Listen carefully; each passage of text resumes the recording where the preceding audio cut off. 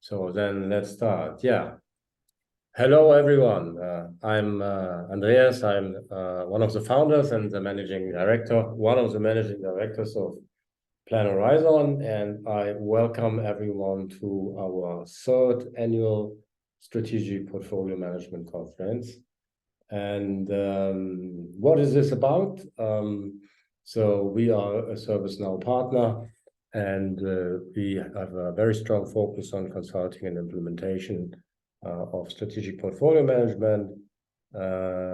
We have done that for 7 years and work quite closely with the strategic portfolio management business unit. And yeah, we started this 3 years ago because we think this is very valuable for many other SPM customers, but also for ServiceNow customers who think about using strategic portfolio management or using it in a different way, and also, of course, for prospects who think about becoming a ServiceNow.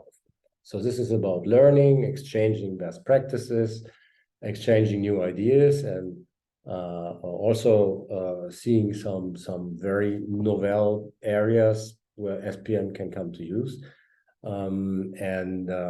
Yeah, that's what it's all about.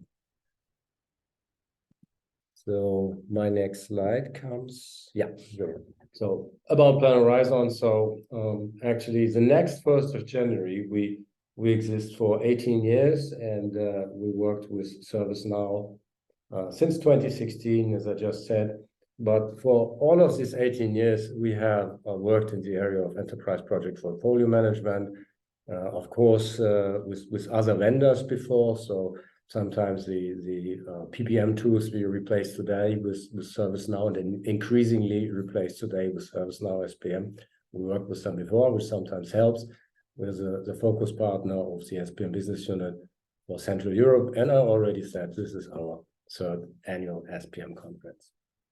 Before we go to the agenda and I hand over to our first speaker, just a couple of our customers. So across all industries, across all sizes, everybody can use SPM, and that's the way we generally look at and position strategic portfolio management as a platform in the platform of ServiceNow itself, a platform to manage all your work across the enterprise.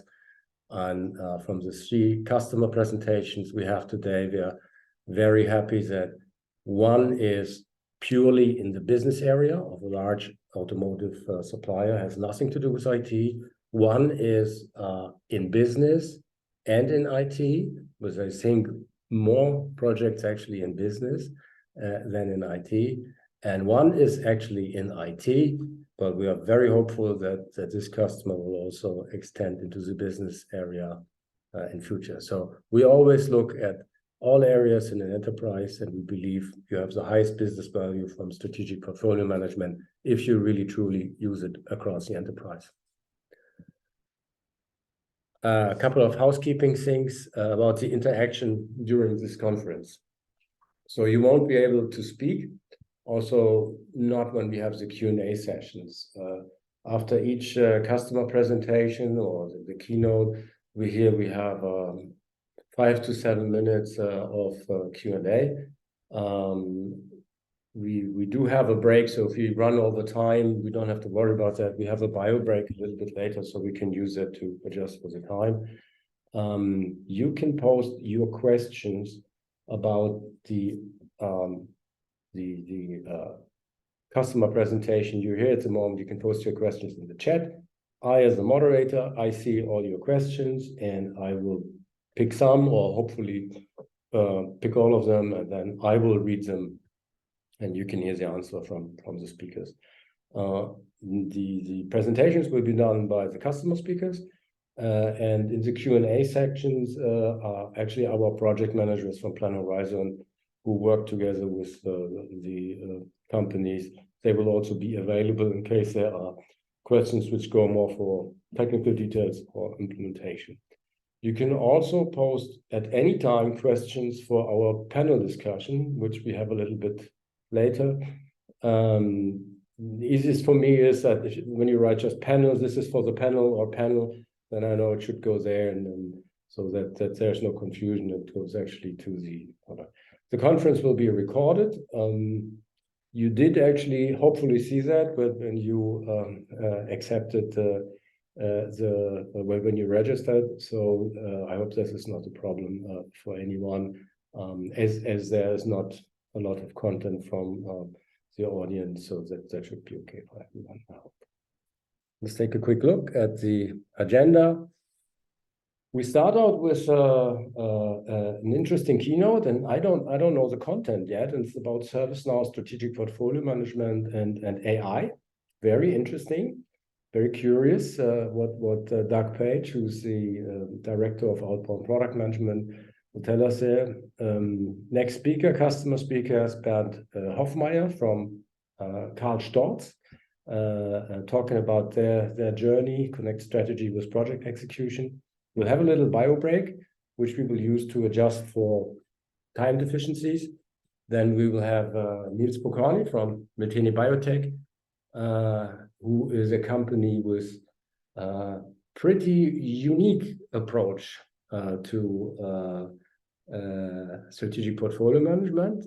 We hear more about that. Then we'll have the panel discussion with some experts and with our customer speakers. The last presentation will be from Mann and Hummel, large automotive supplier. And there I can promise you, you will see an application based on strategic portfolio management in the area of product portfolio management, which half a year I could not have imagined that we would ever do something like that. So something very, very exciting, and hopefully useful for many other companies in manufacturing, but also in life sciences and everybody who makes products.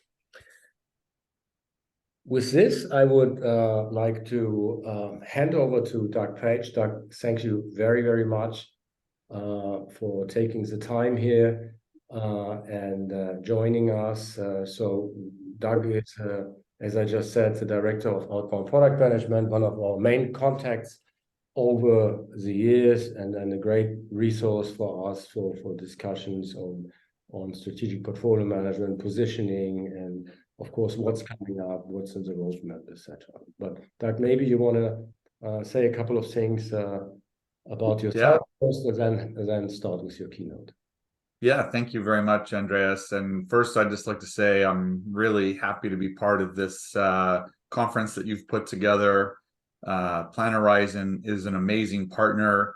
You have the three things that we love about partners. You're smart, and a lot of smart people make me feel like maybe I'm not so smart. Very customer focused.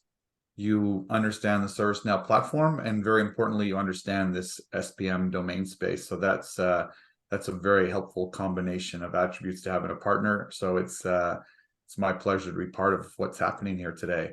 And I've been in this space for a while as well, since about 2000. I've worked with a couple other software companies, including IBM and CA. I started my journey way back in Six Sigma days. So I'm very passionate about strategic portfolio management. And I've been at ServiceNow for about 5 years. And as you said, I'm the director of outbound product management, both for two products, strategic portfolio management and application portfolio management. And getting to the topic at hand, I think it's pretty difficult to go to any conference and not hear a keynote speaker speak about generative AI. And this is something that ServiceNow is really investing in very heavily. It's not just something that we're talking about. As an example, ServiceNow is about 22,000 employees. On Monday of this week, we all got together for an hour and a half just to talk about how we were going to build the future of the company around generative AI. So it is something that we are taking very seriously. And then I'll show a safe harbor notice just because I'm going to talk a little bit about where we're going with generative AI. But maybe first, just a couple more slides about myself. So I live in Canada, and you know our national animal is a beaver. You may know that it's a beaver. And I'm showing you this because in this presentation, this short time that we have for this keynote, I'd like us to answer two questions together to say, is generative AI going to be useful for us in general? And if it is, will it also be useful for us in strategic portfolio management? So we know that the Canadian national animal is a beaver. We know that PlanHorizon's based in Germany. I've had the pleasure of going to Germany many times, but I've never been able to participate in Oktoberfest. So I asked Midjourney to use generative AI to create an image of a beaver at Oktoberfest. And this is the resulting image that generative AI came up with. So I think we can say that generative AI is definitely helpful to us. But next, is it going to be helpful for us in strategic portfolio management? And the first thing to know about whether or not it's going to be useful in that space is to understand ServiceNow's approach to generative AI, because this is really important. I think there's a lot of marketing talk about generative AI and use cases. But I think what's important to know is that there's two general approaches for delivering AI capabilities to customers. And one is what you see on the left-hand side. You could what it says as general purpose. You could also look at this as public domain. So it's actually fairly easy to create use cases that connect your ServiceNow data to OpenAI or to Azure Gen AI. That's pretty easy to do. And in fact, we were very close to releasing a use case, and I'm going to walk you through that use case. And then the executives kind of said, hang on a second, we've talked to a lot of customers. They are not going to send their data to public AI. In fact, for a lot of our customers, and it may be the case for many at the conference today, your data is part of your competitive advantage. Your data is strategic in what you do in your organization. There's no way that you're going to send that out to an organization where they can take your data to learn from themselves. So we saw very quickly that pursuing something that only relied on open AI systems was not going to be a winning formula for our customers. And that's where you get to the right-hand side of the screen is domain specific. So we have already built on the ServiceNow platform a large learning model, and we've already deployed use cases for IT service management for that. And we will be deploying other use cases, including ones for strategic portfolio management directly on the ServiceNow platform. And what's nice about that is the data that you want to use for your generative AI cases are going to be based around your data. They're not about necessarily things that are in the public domain. There might be cases where that applies, but mostly you want it based around data that's on the platform. And that will be a huge advantage for ServiceNow, because doing this is very expensive and there are not many vendors. It's going to be the large software vendors that are going to be able to deliver this type of capability on a platform where your data doesn't leave. And as Andreas said, if you have any questions about anything that I'm saying, you can put them in the Q&A in the Zoom. And Andreas showed a version of an end-to-end flow. This is the same one, and I'm just going to run through it really quickly, just so that you can understand where there are use cases for generative AI within strategic portfolio management. And to do that, it's important to kind of know the high-level flow that customers go through. And I think we're going to see some of this in the presentations today when you see some of the titles from kind of strategy to execution. This is really what this is about. So the big level activities that we go through, or is the strategy definition. Then we can connect this with enterprise architecture. We can have demand coming from different teams, including customers. Then we can actually do alignment, where we're making investment decisions based on the funding, the people, the priorities that we have. And then we can go and execute our work. And then we're going to deliver whatever we work to our customer through DevOps. And then we're going to track the benefits that we have back to our customers. So let me walk you through this use case. We were very close to releasing it last month. And this is where we kind of put the brakes on to say, this is a great use case, but we're not going to do this with any OpenAI platforms because customers will not send this data. But I'll walk you through it just to give a sense of what you will be able to do. So one of the things that we released in Vancouver was something called product feedback. So if you're managing products, they could be internal IT products, they could be customer products. We have this new feature that allows you to collect feedback from customers around that. You can even import directly from Outlook if someone's sending you an email about that product. And then if you look at the list of these feedback, we can click on the top one. It gives you some information. We're going to go ahead and look at the full details, and you'll see there's some fields that are blank here. There's a summary that's blank. If you look on the right, on the bottom, there's a sentiment that's blank.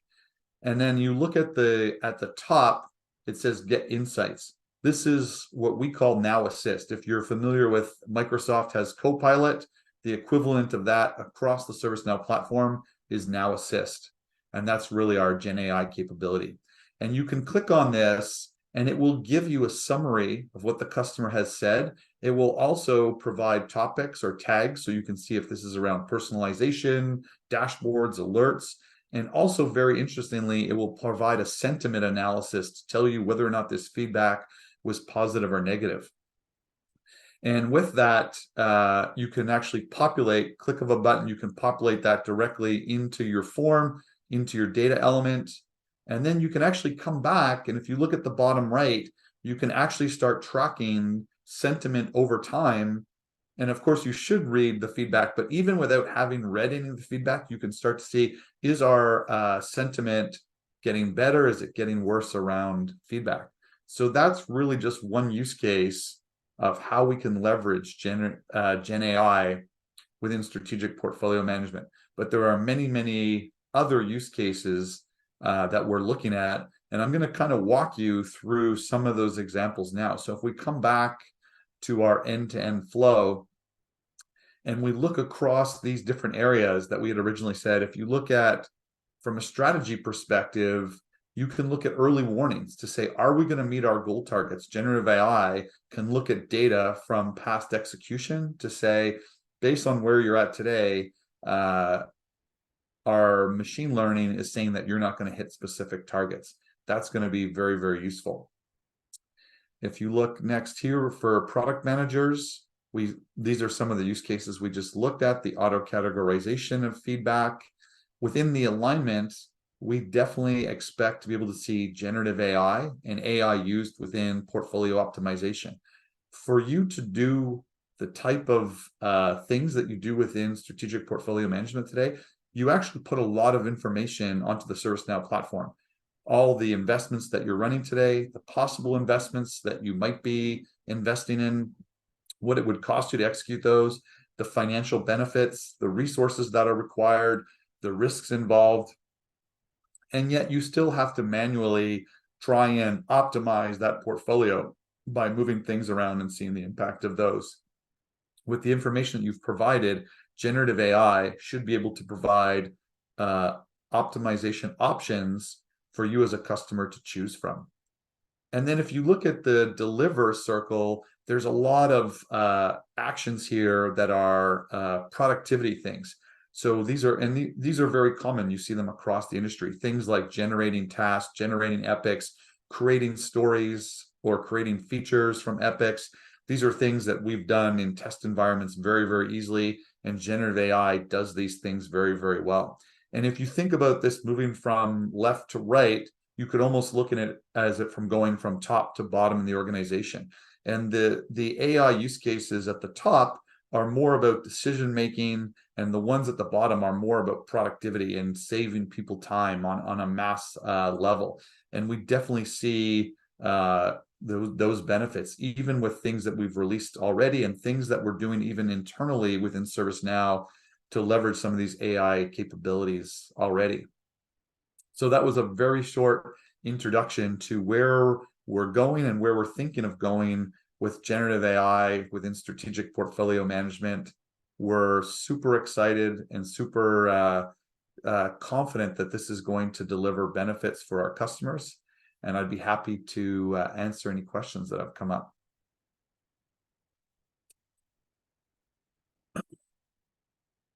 So there is one question that's here is, will ServiceNow domain-specific AI models use customers' data to train?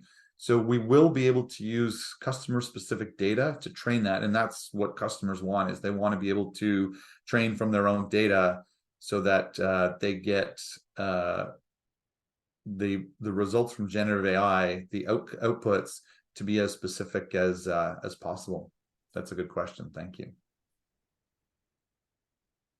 Doug, thank you very much for this presentation. A question from my side. I think in some of the things you said, you addressed this area, but what about process mining? We did with one of our most advanced and largest customers, we did a process mining exercise, the area of demand to solution. Both the customer, we were really surprised because they have a good demand management process, but the way the demands moved through the process was something completely different than was designed. And also there were a lot of open things there which were not closed, etc. So we were really interested in that. Is that in the plan to give some process improvement feedbacks via AI? Yes, definitely. I'm glad you brought up process optimization. This is something near and dear to my heart, because that was something that I pushed to have available as part of the SPM licensing. So this is something that I believe in very strongly, that I pushed for. I think you will see a lot of investment with AI and with process mining, especially as more and more customers move towards a value stream model. Then this process mining becomes very, very important. We have customers today, if you think about value streams, we have the business value streams, what's often referred to as operational value streams, and those are supported by development value streams. A lot of things that people associate with strategic portfolio management, making the investment decisions on where we can invest from a technology and other perspectives to improve those value streams. And a lot of customers are doing this already, even if they're not necessarily using those terms. But what's really interesting about ServiceNow as a company, as a platform, we can support companies in both of those related value streams. Whereas a lot of vendors, they're really just focused on the development value stream. They don't really have a way of capturing that business or operational value stream. And we already have customers who are doing this on the platform today and bringing data in. Either they're doing things on the platform today, or they're bringing data from third-party systems into process mining to track, let's say, like an underwriting process and how long it takes them to get a loan to a customer and things like this. So it could be any type of business or operation process that we can bring in there. And it's a very logical process to bring generative AI into there. And I think you're going to see a lot over the next kind of 18 months on how we solidify this value stream solution, including SPM and process mining. Cool. Do you see the actual job of the project manager, the program manager, a PMO, changing very much because AI will be his big personal assistant? So basically to say, AI, what should I do now? Where should I put the resources? How do I optimize the portfolio throughput with the teams I have? Do you imagine something like that, and very different roles in project management? Yeah, I think the impact of generative AI will be similar across many kind of knowledge workers, and the same will apply to those personas that you mentioned within strategic portfolio management. Is people will spend a lot less time doing analysis, and they'll focus on making sure inputs are good, and they'll be looking at outputs from generative AI to make sure they're valid. But I think it will allow people to actually do more strategic thinking and do more value-added work, which is really the promise of generative AI, is to take away some of the non-value-added work and to help make better decisions. Yeah, we do have a couple of more, actually not a lot more questions in the Q&A. You read them yourself. So we do have a couple of minutes left. So you want to look at these questions? Yeah, sure. So the first one is, can you configure custom processes to utilize Gen AI, like a Gen AI designer? Absolutely. We've done some just in the last couple of weeks. We've configured probably 15 Gen AI use cases within SPM working on the platform, like in test environments. So there's a lot of flexibility there. Great question. The next one is, will Gen AI solutions be scalable? We don't see any limitations right now. We're working very closely with companies like NVIDIA, and I'm not on the back end of this, but I haven't heard any comments about like limitations from a platform perspective. I think they're very comfortable with the technology partners that we put in place. But again, good question on processing power, because it is something that we're investing in very, very heavily for sure. Yeah, the summary does work in other languages, and one of the amazing things about generative AI is the ability to bring things between languages. Like some of the YouTubers that I watch who speak in English, they've already said like, hey, my YouTube channel is now available in other languages without like caption. They're actually like, they're just translating their voice in real time. So this is something that is definitely possible. So as far as a specific roadmap of what we're going to deliver, I don't have a specific roadmap that says this is coming in Washington, this is coming in Xanadu. One of the only drawback to the approach that we put into place, which I think makes perfect sense for our customers to leverage large learning models, is now and this team is growing very quickly, is we're now working with this one team that's building these large learning models. So we're prioritizing across the company. So we're basically working that out about what things are going to come next. But we have a lot of AI talent within ServiceNow. It was interesting, you know, it's kind of come to the public's attention with ChatGPT when we can actually use it ourselves. But ServiceNow has been buying AI companies. I live in Montreal. We bought a company called Element AI about 2 years ago. Some of the best minds in AI have been in the company for a long time, helping us build up machine learning that. So I think the company's in a really good position. And I think by the time we get to our March SPM Vision Series that we'll welcome all the PlanHorizon customers to, we should have a pretty good roadmap for Gen AI at that point. Very fascinating. Thank you very much, Doug. So very excited about this and how this will change the strategic portfolio management world.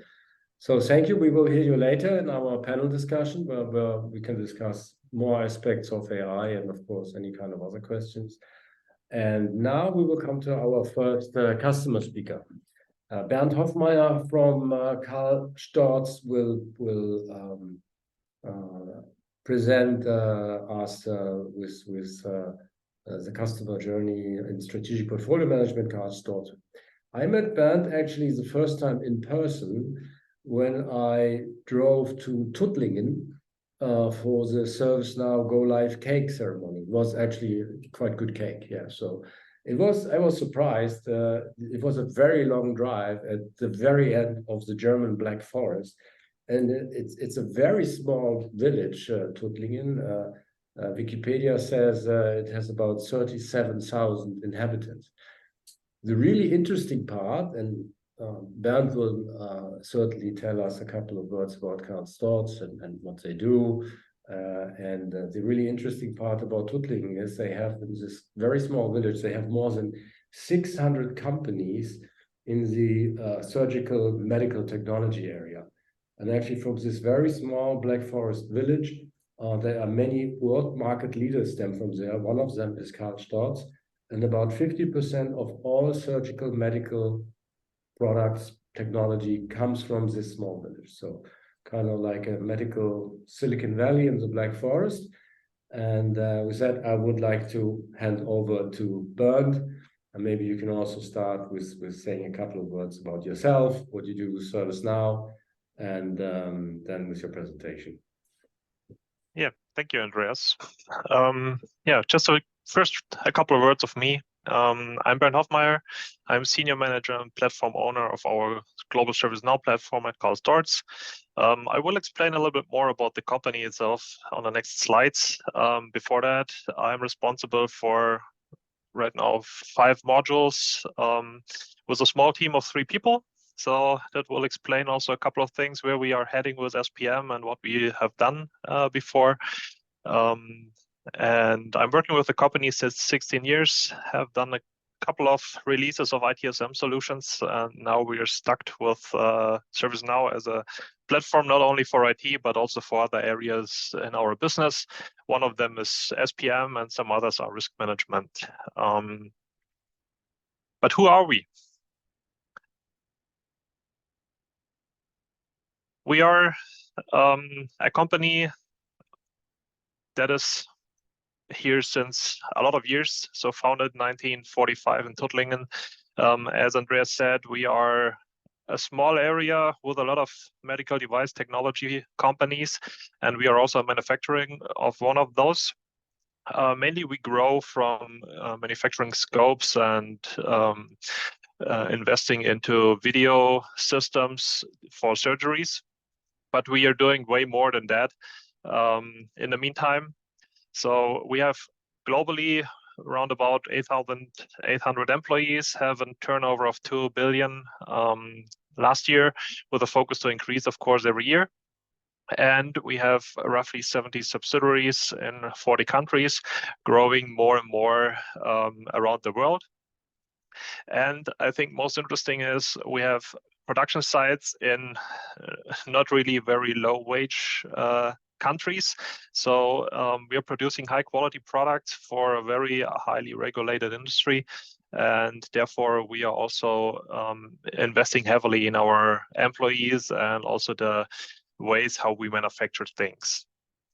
To give you a better overview where we are located, so you can see we are nearly everywhere in each country, in each area of the world. Of course, we have a lot of subsidiaries in Europe because we have there a lot of different smaller countries which all require some kind of an on-site support. But also around the rest of the world, you can see we are nearly everywhere. Usually, you never see our products, which is good, I think. Because most of the time you will be somewhere in an operating room where they are used. And just to give you a quick impression on how this looks like, these are 4 pictures of an operating room we have in hospitals. So we are not just providing single products like scopes and video equipment, but we are also supporting hospitals and other institutions to organize a whole operating room with our products, but also with other products so they can integrate and be used together. And maybe things you don't know about medical devices that we are also producing is if you're in an operating room, it can happen that somebody on the other end of the world is following your presentation because they are the experts and give the surgeon tips on how to produce or give them an insight what they really see live within this operating room. So it's really impressive how this works from a technology perspective. So Andreas said it right. We are also somehow a Silicon Valley of medical device technology, which is always at the top of the time before it comes into the public, what is used, like 4K videos or something like that. Before this was known somewhere in the broad audience, the medical device industry used that already since years. And after the company for now, I really would like to jump directly into our topic today, which is now together. We want to connect strategy with project execution. I will give you a rough overview what we have done with SPM at Karl Storz, where we are right now, what we have not done yet, maybe, and give you some insights, aha moments, and lessons learned we had during our project. So it might be a help for you when you are starting your journey or you are in the middle of your journey, that you can use these suggestions. So where to start? Let's start with the strategy. I think this is something you might remember from your companies, or at least we were structured like this a couple of years ago. There were some company goals, some company directions, but mainly the departments were on their own. Across the globe, each subsidiary did their own thing to kind of achieve the target goal that was set to them, but it was not really a work together to achieve that in a common strategy. Everybody or each department created their own strategy, tried to find ways that this supports the overall company goal. But you might know already the downsides of this, that there's a fight for resources, there is maybe differentiating goals or strategies that bring the company into two directions, but not maybe into the one common that is needed. So over the last couple of years, Karl Storz invested heavily into bringing the departments together and coming together for a corporate strategy, which is now called Shaping Our Future, which is based on a strategy house that was developed, which includes mainly the things you might know from literature or how something like this should be built, to have a vision and mission, some overall goals that you want to achieve on the long-term area. This is very difficult at the beginning to bring all the subsidiaries and all the different departments together to come to such a conclusion on how this should work together. But at the end, it is very helpful, and we had already a big benefit of creating such a strategy. So we started with the goals in mind, of course, and then some cross-cutting strategies and functional strategies were developed, which means cross-cutting is across all silos, across all departments, across all subsidiaries. Everybody within the company is kind of paying into these strategies. And of course, there's some smaller functional strategies as well, like in product development, which are maybe in a specific work stream, which are still going for themselves to develop new products or also business models. But at the end, they are also rolling up into the cross-cutting strategies. So after a couple of months and years of work, this is the way how the organization was growing and structured. And then they came to the point, it's nice to have now a strategy, but reporting on all these strategies and the initiatives and projects that are going on to support these strategies is just a mess. So there was a switch to look at the tool landscape as well. So for now, we have, not all tools are listed here, but just a couple of examples. So we have the whole Microsoft suite, of course, in our setup, everything around project manager, project server mainly. So this was our main project management tool at that point in time. We used SharePoint for creating project requests. We used Word documents to support the project, PowerPoint to present things, Excel to do analysis, Teams to chat with each other and stuff like that. So everything was kind of used, but it wasn't really connected. Some people used to do reporting in Word files, some people used to do reporting PowerPoint, and so on. Besides that, there was a huge community around Jira growing that is still in use and was mainly coming from the product development side because they are more product oriented than project oriented. So they wanted to have some kind of a way to work agile, to work with stories, with defects, with epics and feature releases and stuff like that, which project server and the waterfall methodology we had in place there did not really work. So the goal was to reduce the tool landscape on that side as well. At that point in time, ServiceNow was set already as a platform for various areas within internal IT and also within internal processes. And together with Microsoft Teams, this was the go-to solution for bringing in the strategy and maybe also project portfolio management. But as it is in real life, we also still have Jira and Project Server in our environment, which is still used for product development. That's not moved yet to ServiceNow. And of course, we still have some smaller support from Project and from PowerPoint and Excel for presenting things and analysis. However, the first project was started. The strategy needs to be visible. So we had some requirements. We need to have a tool that keeps track of all initiatives, projects, and everything that goes on for this specific strategy. This should all be paid into a corporate goal. We should have a similar reporting tool. We should have the same template everyone is using for reporting to make usage simple for a new user, a new project manager, but also to make it similar from a reporting perspective to upper management. And for me as a platform owner, it was very important to automate as much as possible, especially around the permissions, so that we don't have to deal with a lot of things around that whole strategy reporting. What was our goal at the end? To bring something into Alignment Planner workspace, which is really the strategic planning view for all our initiatives and projects that are going on. And this was introduced in the beginning of this year and very well received, luckily. And then we thought, we are in good shape, aren't we?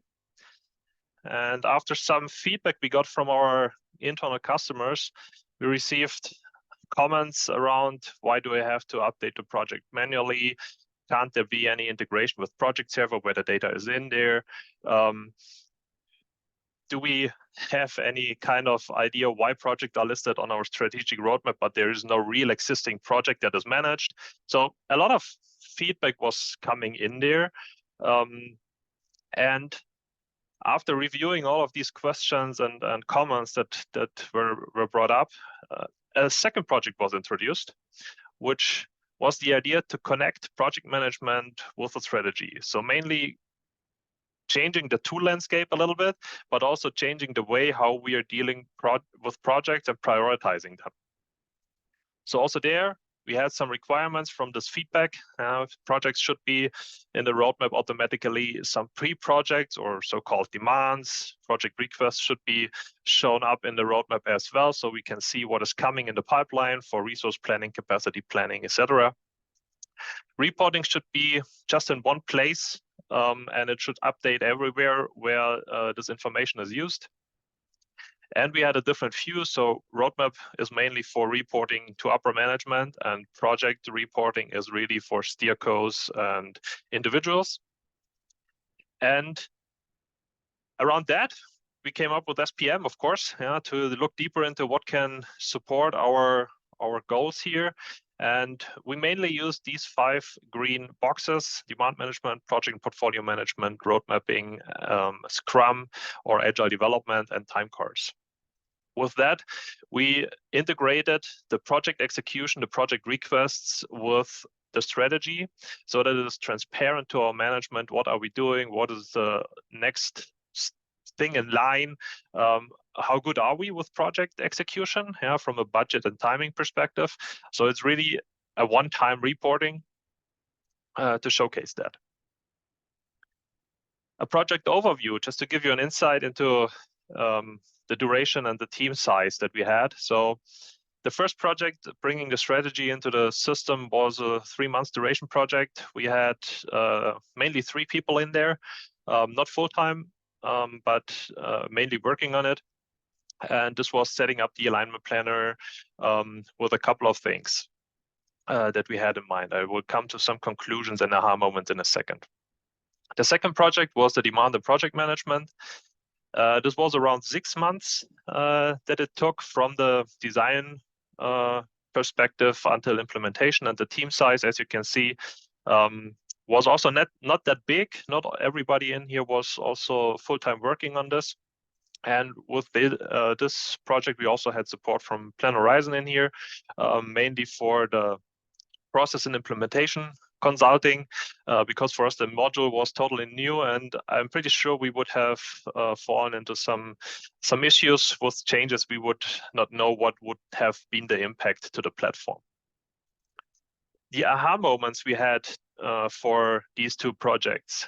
The first one was with Alignment Planner, which is updated nearly every month with a new version. And at the beginning, it was just, I think, roughly not 1 year ago, but 9 months ago or something like that. We had difficulties building the hierarchies that we wanted to build, to have activities and product reporting into initiatives, how we are structuring them at our company. So this was kind of difficult. This might have changed now with the latest release to the different lenses that are now possible to create. And we have some difficulties with workspaces across different browsers and browser versions. That some functionality is not there after you are upgrading the alignment planner plugins. So there's still a lot of development happening there, and I'm pretty sure there is a huge defect list as well. Just some simple things that should not happen, but happen, of course, is that scroll bars are not working in some browsers. And then scrolling through a strategy roadmap is not possible. It's kind of difficult then to see what is coming in the next couple of months. Aha moments in the demand and project management project were even more interesting. So our first aha moment was when we discussed the requirements together with PlanHorizon and the business team. They just wanted to rebuild project server. So all functionality we had in there, they just wanted to have it again in ServiceNow. There was no discussion about the requirement itself. It was just a discussion about this field needs to be there and this selection option needs to be there. So it was kind of interesting to discuss this with them and bring them back to, no, we're going to the requirements and not just rebuilding something. After roughly 1.5 months, also the project team from the business recognized, hey, there's just more than projects. So we can use stories, we can use epics, there's investment planning, there's resource allocation, there's resource planning. So they saw that the tool ServiceNow is not just there for project management, it's also there for bringing the whole pipeline and everything around project management into one system, which was not the case in the past. We also did not leverage project server probably to its full extent. But after this was in their head, this was a turning point at the project as well. A huge aha moment was at the end of the project after go live. Usability and the acceptance of the tool was just incredible. There were just a 1-hour training that was sent to the users, and they were happy with it. No comments, no issues, nothing came up. So it was really a easy to go solution for us. And after the first usage of the first 2 months, people said, hey, this is really cool that we have a history track of what happened to that project and everything around that. So what stories were completed, what comments or communication was happening, the integration that we have directly from the project to Microsoft Teams, which creates your own team, showcase them, hey, we have a direct integration to our project documentation that we leave in Teams, but we can always jump directly from ServiceNow into that. So it was really impressive for them. And for me, the biggest aha moment was when we started rolling out project management. We identified we had 170 projects on our roadmap, but we just identified, actually, we just have 84 that we are tracking right now. So there's roughly a gap of 50% where we had a project on a roadmap, which was reported to upper management, but actually there was no existing project. So this transparency that we brought in using ServiceNow was already a huge game changer for us in reporting to upper management and also decision making, which projects are important and what is just a gap filler to report on something. Which brings me to my last slide, conclusions and lessons learned from our projects. First conclusion is transparency and the user acceptance has increased tremendously. So project server was always something, oh, I don't want to use it, that's so complicated. Then I have to use Word to fill out business cases. Then I have to use PowerPoint to present my things to steering committee and stuff like that. And with ServiceNow, everything is within this tool. People are going in, used ServiceNow reporting to showcase things in the steering committee. They're using regular status reports where they're just getting the data if you're still on schedule, on budget, etc. You're using the out-of-the-box functionality from ServiceNow mainly to do all of that. So a huge time saver for our project managers, which are happy with that. Lessons learned, as I already mentioned, with the requirements for Microsoft Server, examining every requirement that comes to you as ServiceNow team to get the real requirement at the end. Most of the time, we identified that people just wanted to have something, but when you ask them why they want to have that, there was no answer to that. Then, as ServiceNow, owner, consultant, or whatever role you play in the ServiceNow world, argue against requirements that are an issue to keep the process or platform stable. Yeah, most of the time the project management or business teams are thinking it's their platform. It's my ServiceNow for project management, but that's not the case. The platform overall is still there for everybody else in the company, and things that you're changing might have an impact to others as well. So always discuss the requirements and try to find a solution to keep the platform stable and open for other enhancements. Start simple, small, with an MVP like we did. We just started with alignment planner and then added project management with demand management. And now there are other things coming like extending demand management and project management to other departments, or make it usable for other areas within the company. But they are coming now to us and we are not needing to promote it to somebody. They just start, can we jump onto your train? Yeah. As already said, alignment planner is a little bit tricky and has a lot of development going on that. Yeah, so going with updates is always a little bit risky and needs to be well tested. But overall, it's not easy to implement SPM, in my opinion. Yeah, but it's worth the effort if you invest really time into how to use it and how to do it. You get a benefit for your company and make people happy using the tool, and also make it easier for them or simpler how they plan their day and how they do project reporting and project management. And with that, I'm closing my presentation just in time, 2 minutes left. You can see there's one question already. Yeah, thanks for this great presentation. Yeah, from strategy to execution.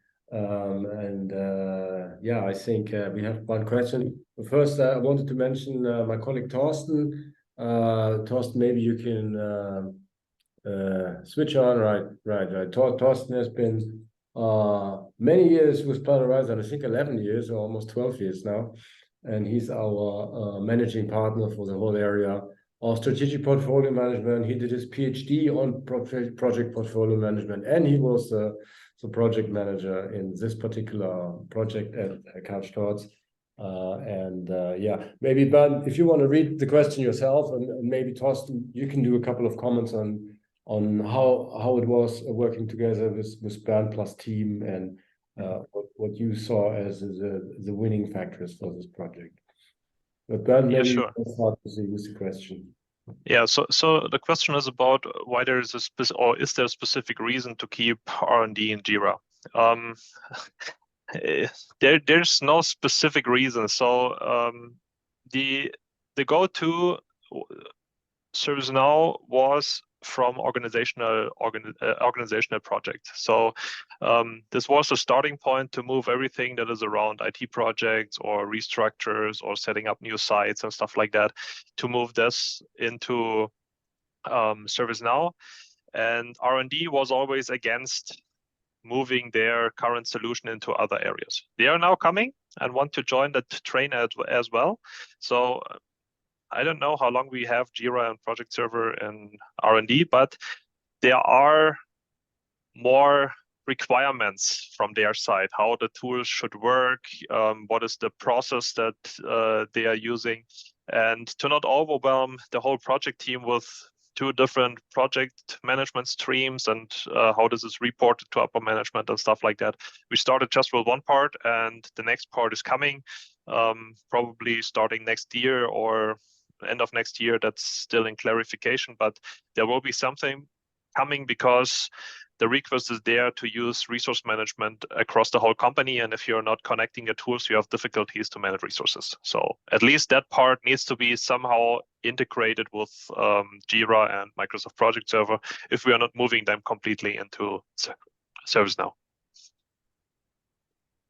Yeah, maybe a few comments from my side. So I have huge respect for Bernd, for bringing that alive, because as Bernd mentioned, we were not there from the beginning. Yeah, so we had an initial talk when strategic planning was introduced, and we said, okay, we can't support you at the moment, not enough resources. And we are also, to be honest, quite skeptical about starting with this alignment planner, because it was quite early at that point in time, and in most companies start with demand management, project management. We said, yeah, let's see, maybe it works. And I think an important factor was really that you have the strategies, you have somebody pushing the strategic perspective in your company, really a director who is also supporting you very well there. And yeah, successfully it worked, yeah, and surprisingly and heavily.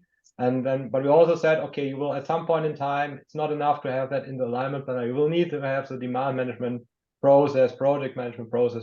And when we started the project, then finally, I was quite skeptical about, okay, we have to move from MS project. How will people adapt to that? And I think that was also the surprising factor. We worked very well together from my perspective to really argue with the process owners, with the people who were the PMO, who was supporting MS project.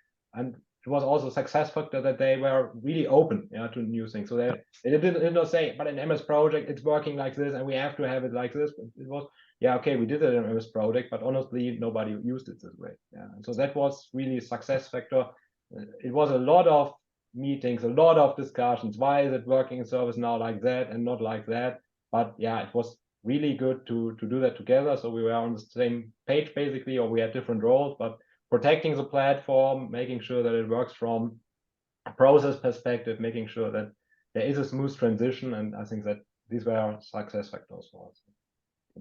Thank you very much for the good collaboration. Thank you too. Yeah, maybe a comment from my side about Jira in general, or Jira and R&D. We often have at many, maybe so even at most of our customers, we have a coexistence with Jira, and that's fine. So Jira typically had a different way into the enterprises. So basically, like bring your own software, starting small and building it. So there are several reasons that Jira stays. So first of all, there's a lot of stuff in Jira, so the business case to migrate that's difficult. Many times we've seen that Jira does certain things very good, especially in the DevOps areas when it comes to the code handling, etc. But often there are a lot of different Jiras in the companies, and it's just very difficult to. This would be quite a large project for the migration to go to ServiceNow. What we see in general is that Jira is very good as long as you work on the departmental level. But if you want more this platform approach from strategy, goals and targets down to project execution, etc., that is way more different. Actually, we will have a short break in a minute or so. Actually, our next presentation, which will be held by Nils Pokorny from Miltenyi Biotec. That is a case where we pretty much at the same time implemented processes for R&D of this biotech company and in IT and in organization processes. So different processes can exist on the ServiceNow platform, and in the next presentation, we will hear how this works and what are the lessons learned from that. So, yeah, hopefully we have definitely a big desire to move to the business part of Karl Storz also, and hopefully replace Jira. Okay, we're exactly on time. No, actually 5 minutes after time. So let's have a break of 10 minutes now. So 16:10. We continue with the next presentation with Miltenyi Biotec. 16:10 in 10 minutes.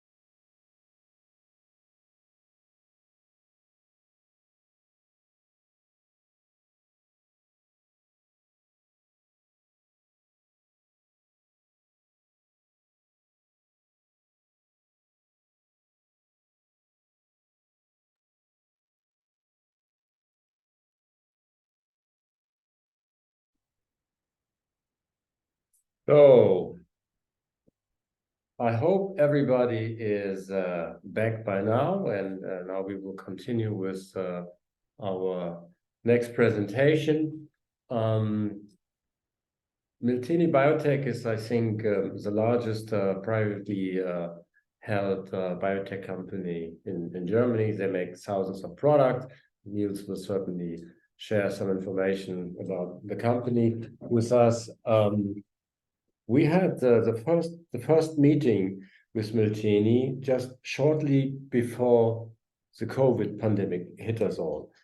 And then after many workshops and decision process, there was a longer decision process at Miltenyi. Miltenyi decided to, in the first licensing of strategic portfolio management, decided to go for an unrestricted SPM license, meaning basically having SPM for every employee in the company, and also to pretty much implement the solution pretty much at the same time for IT processes, for organizational processes, and for the R&D processes, product development, research, etc.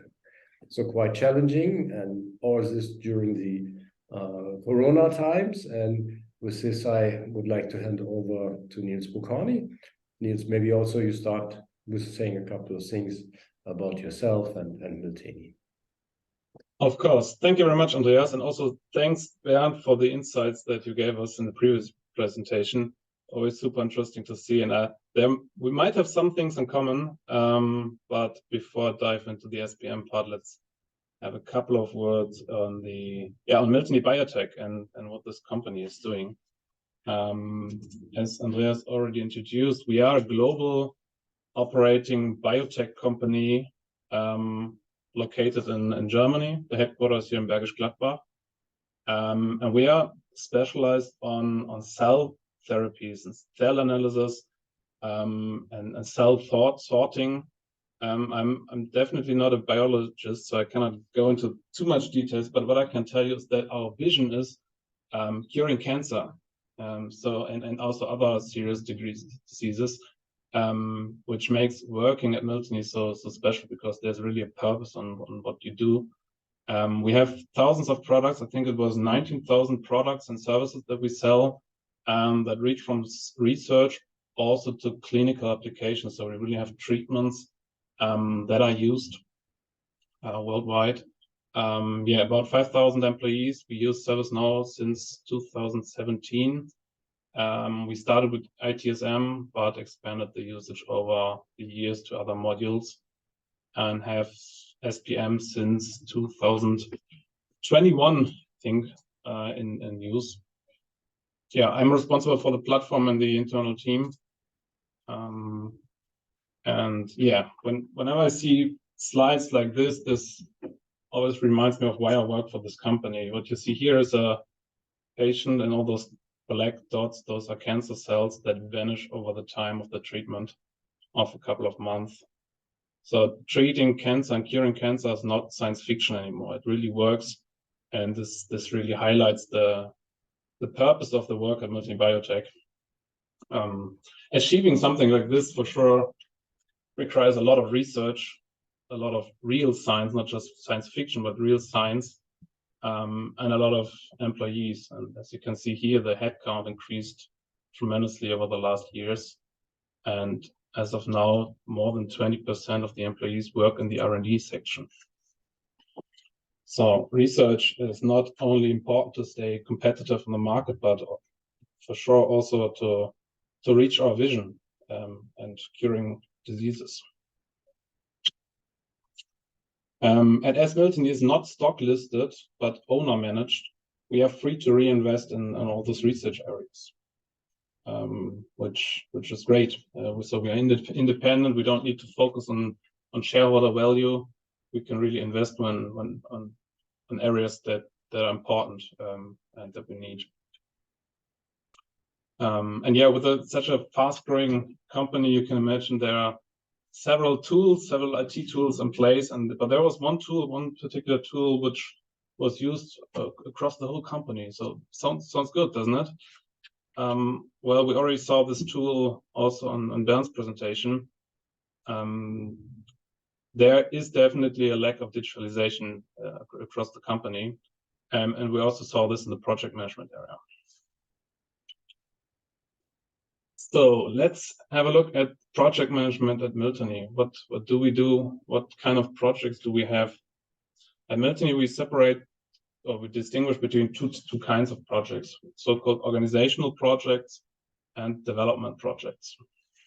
Those organizational projects can be understood as things like introducing a new software, improving processes, or increasing production capacity. All those supportive departments, most of those projects do have some IT involvement. And this is the kind of project that everybody of us knows from their daily work, I assume. And on the other hand, we have the development projects, and those are very different from the org project in their nature. They really focus on innovation and research, finding new therapies, finding new cell combinations, all those things. And I said we have thousands of products. One of those, or some of those products you see here on the screen, this green box there, this is one of the instruments that we sell that can be used to sort and analyze cells.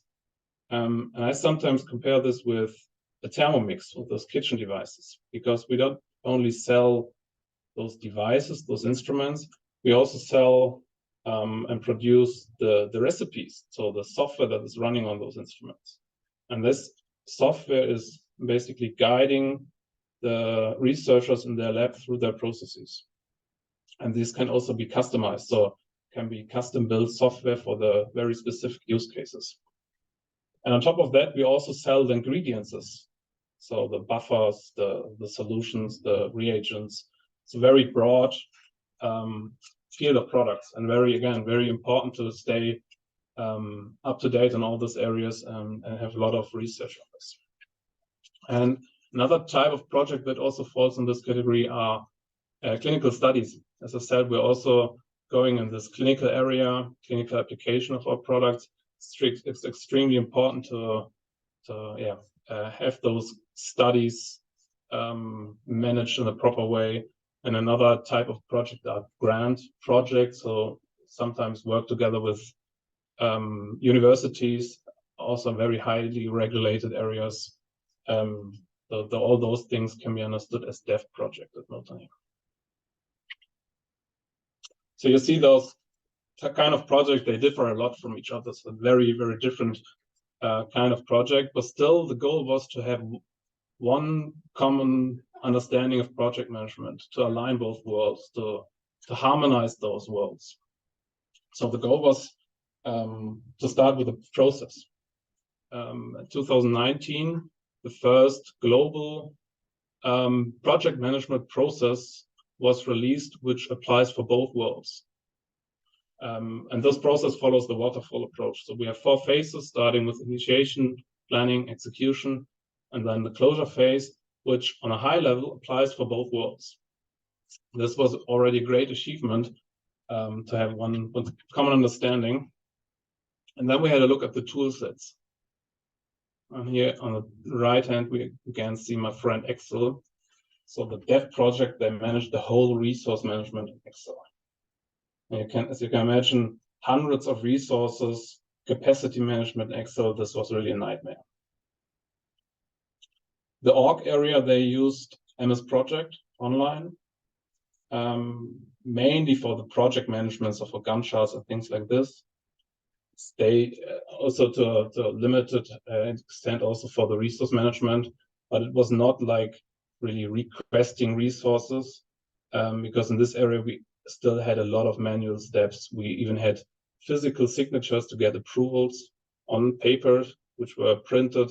So really cumbersome process, not efficient at all. Going back to the dev projects again, the profile that you see here for the project management, this solution is actually a PLM, product lifecycle management tool, or documentation tool. And there was some heavy customization done to include some basic project management functionalities. So in the past, they were able to, add milestones and things like this. But this tool is definitely not made for project management.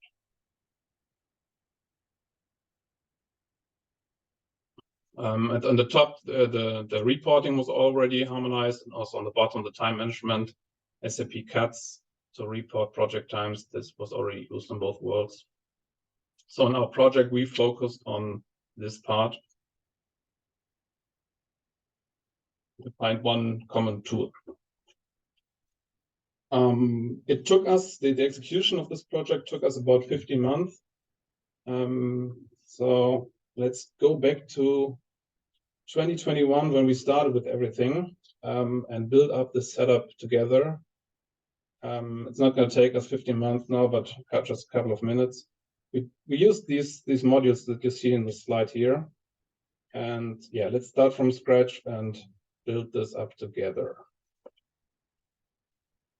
We believe that at Miltenyi, everybody should be heard and should have the option to share their ideas.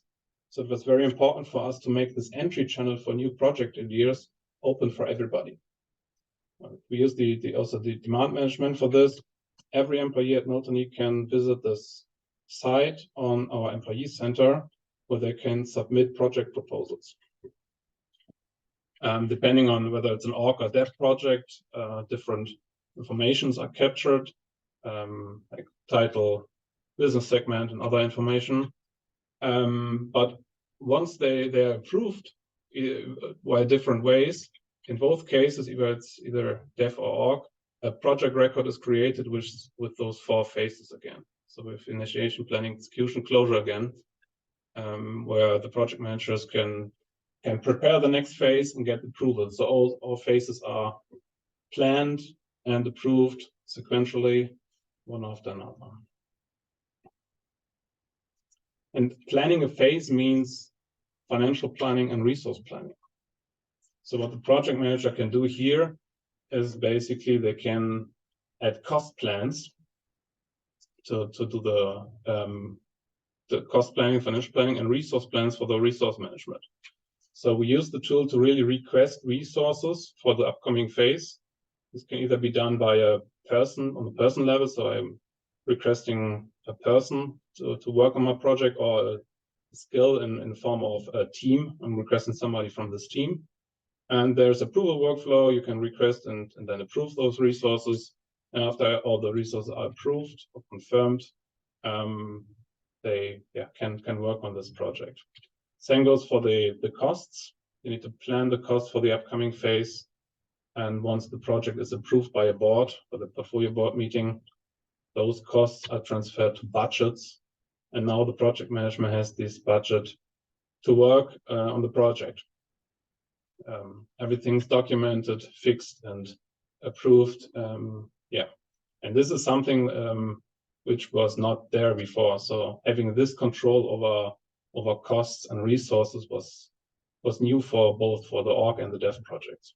Well, the dev project don't use it in that detail, but it's definitely new for all the project managers. These budgets that we saw on the previous slide, keep this in mind. We will come back to this in a second. But first, projects, of course, can be organized in programs and portfolios. And now we come back to the budget, because we also added some integrations. Starting with Profile on the left, this was the document management tool that was used already by the dev projects. We kept this for document management.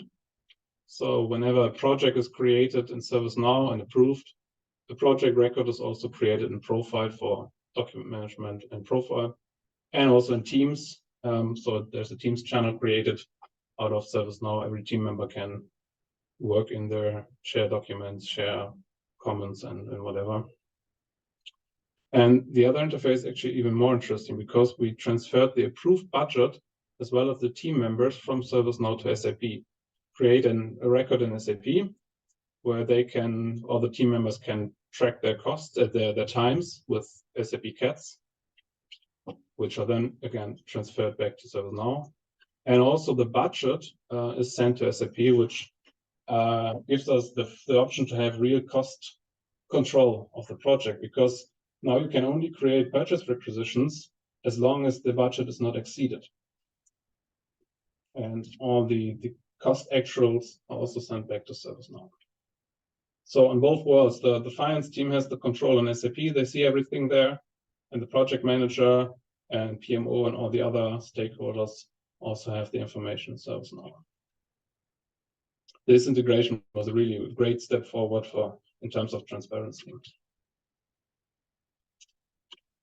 Well, not all areas at Miltenyi, not all companies or departments have SAP. Some don't have a company code. This is why we also introduced timesheets for those areas. And of course, once you have all the data in the system, plenty options to do reporting, creating dashboards. I just have 2 examples here, but there are several more.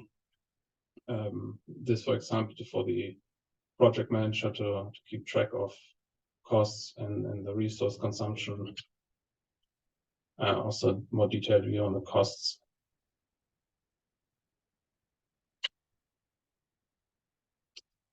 And then there's one more piece, scenario planning. This was actually not in the scope of the initial project, but because all the data was there and the project team together with PlanHorizon did a good job, every foundation data and all the processes were stable enough. It was just a matter of activating this feature. No more customizing or anything was required.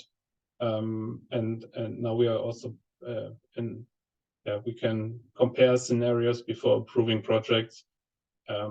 Gives us a whole different option to prepare those portfolio meetings, and give the upper management some options to choose from.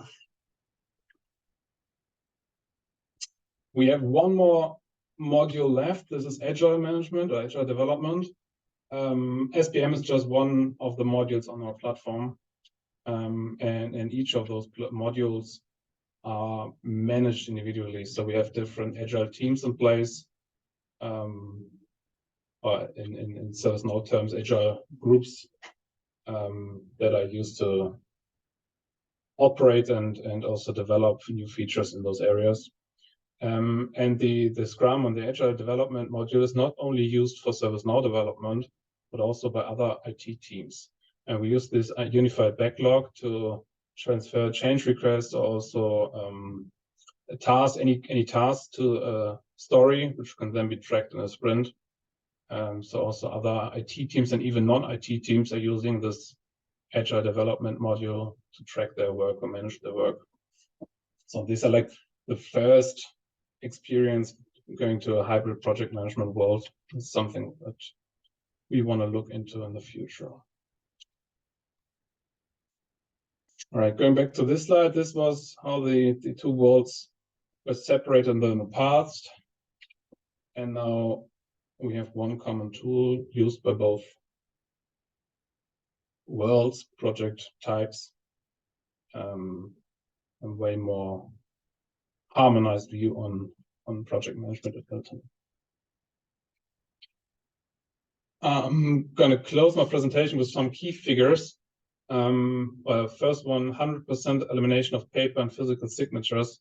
As I said, there were many processes where it really was necessary to walk across the buildings and collect physical signatures to get a project approval. It's really great improvement there. And we have more than 1,000 active projects which are managed in ServiceNow at the moment. And the majority of them are dev projects. And having this unrestricted license, actually every user that we have on the platform could work with the module and all of the functionalities. This is why we have more than 1,400 users that work on the project management module. So this makes the SPM module the module with the largest user connections. No other module is used by that many users on our platform. And also on a regular basis, you see 600 distinct users are working with the module per month. So it's really heavy usage, and at the moment, really great acceptance also. Really great to see how this tool and this module increases the efficiency in the project management world at Miltenyi.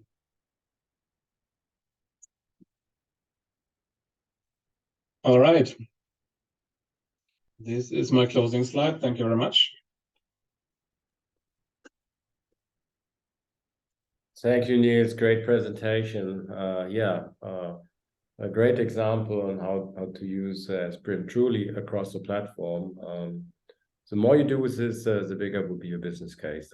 That's what we learned from our customers. We do have at least one question here, but I would like to introduce briefly Nadia. Are you in our conference? Yeah, hello. Okay. So yeah, this is Nadia, and she was as our project manager at Miltenyi. Maybe you want to say a couple of words about working together with Miltenyi or comment on some aspects, and then Niels, maybe you can read and then answer the question we have. Yeah, I can introduce myself shortly. So I was the project manager in the SPM introduction of for the Miltenyi.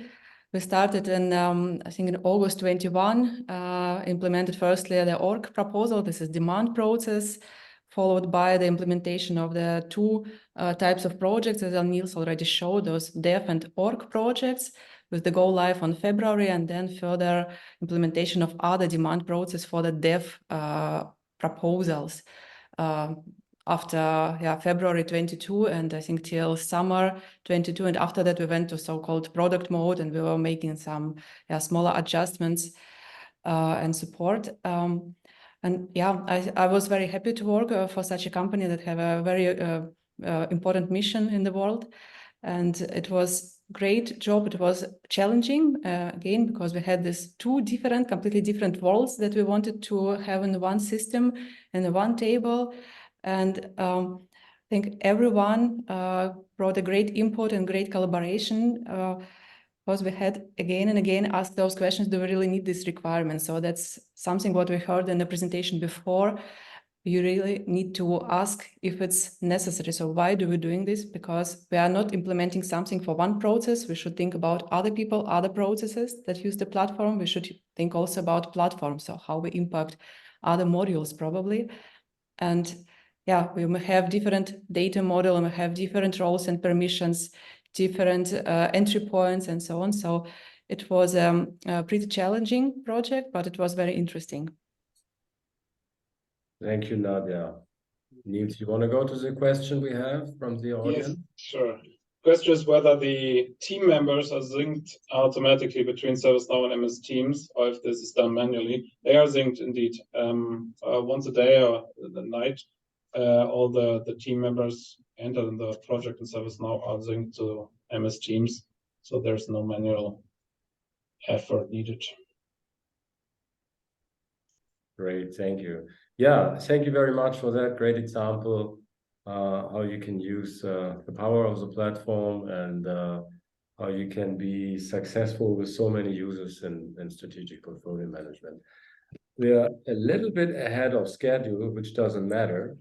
So, which means we go 5 minutes early and start with our panel discussion. So if the panelists, which would be Niels and Bernd, and Doug and Thorsten, and also my colleague Daniel is on there. Oh, there's Patrick. Oh, there's Daniel. Yeah. So we have seen everyone except Daniel so far. So Daniel is one of the founders of PlanHorizon. So we started with 4 guys, and we are still 4 guys. And Daniel is one of our deep experts on SPM. Actually, he will be saying a couple of things at the end of the Mann and Hummel presentation, which will be our last customer presentation. But maybe as everyone else was on already, maybe you want to say a couple of words about yourself, Daniel. Yeah, you said most of it. So founded the company together with my colleagues, and I run SPM implementations and support PPM, SPM teams in different customer organizations. At the moment, yes, I'm working very closely with Mann and Hummel, who we'll see after the panel discussion due to time constraints. And I'm very excited about that project. And we'll speak again then. Yeah, we're all very excited about that. And typically when we have very complex problems where you have to do very big thinking and unusual use cases for SPM, I say, okay, Daniel can try, and if he cannot do it, it can be done. So it was done at Mann and Hummel, and we'll talk about that. So let's see if we have already some questions from the audience for the panel. That is not the case at the moment. So please, you have some great SPM experts here with a lot of industry experience, customer side experience. Please post your questions. Of course, I have prepared a couple of questions. Let's start with the first one, which is a quite general question. So most of you have been a long time in project portfolio management and strategic portfolio management.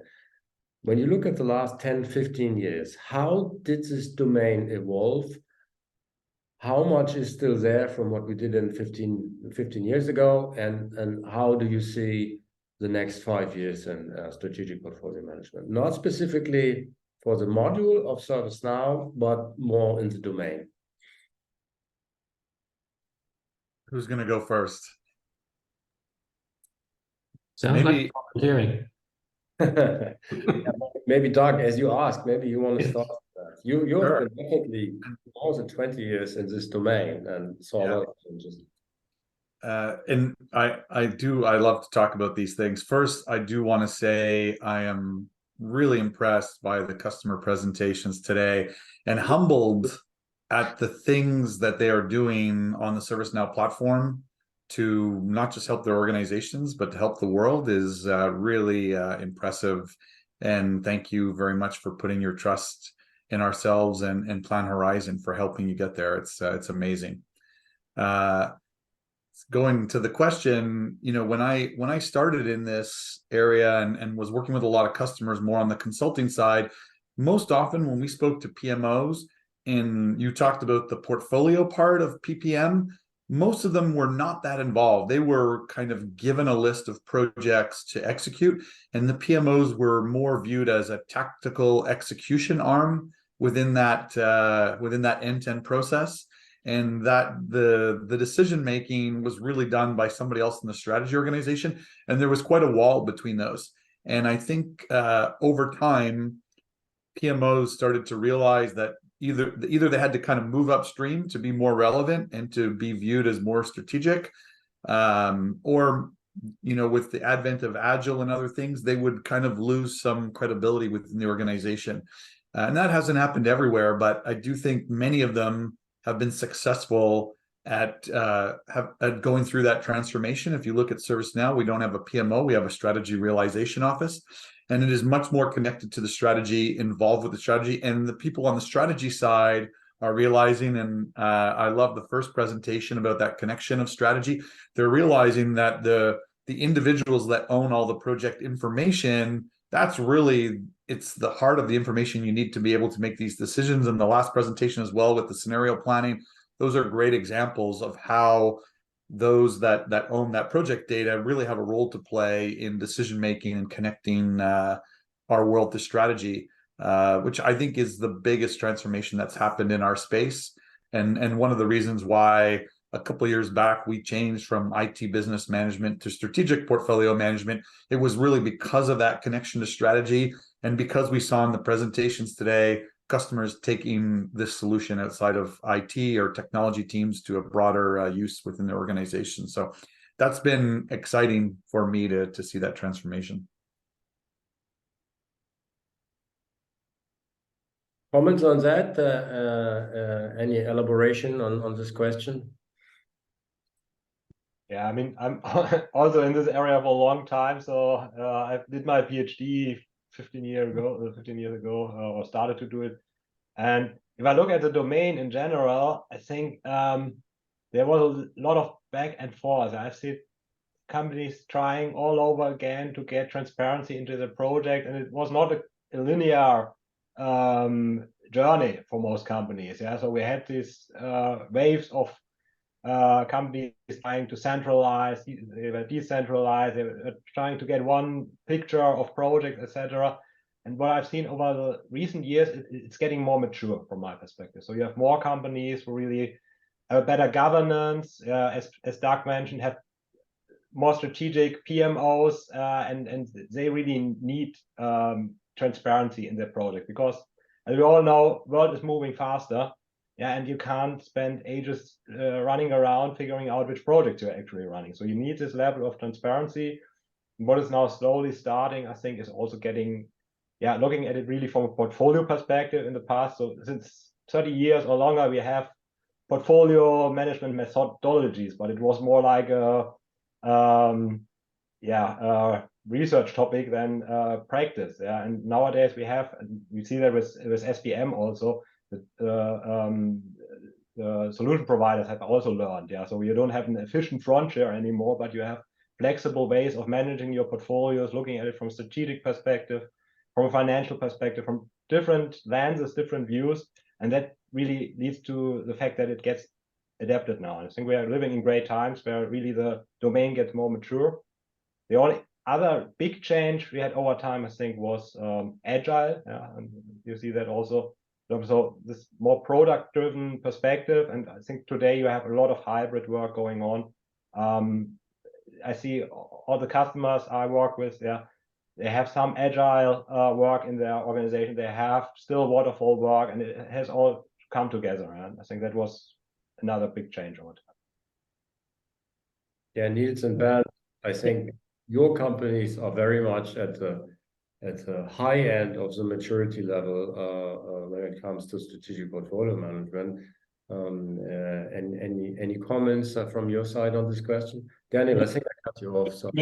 Maybe adding to what Torsten just said, the maturity of the let's say classical project management is very high, but I think what challenge that we will face in the near future is to have all those product management agile teams, and no longer thinking from project to project, but maybe having products, but still not losing the connection to the strategy, and maybe also that have a financial transparency, because I don't see this majority in this area yet in the real business. There are some models, but having this implemented in real life, this will become a challenge. Yeah, I can totally agree on that. That's also something I see right now, which still is struggling in our company, how to connect the product world with the project world, because these are two different ways of working. And this is a challenge right now. Yeah, we see this many times, and budgeting, for example, very difficult world, having standing teams, product teams, etc. We do have a question from the audience in the meantime. Maybe Daniel, as you didn't comment, maybe you can see that from the Q&A. I can see, yeah, sure.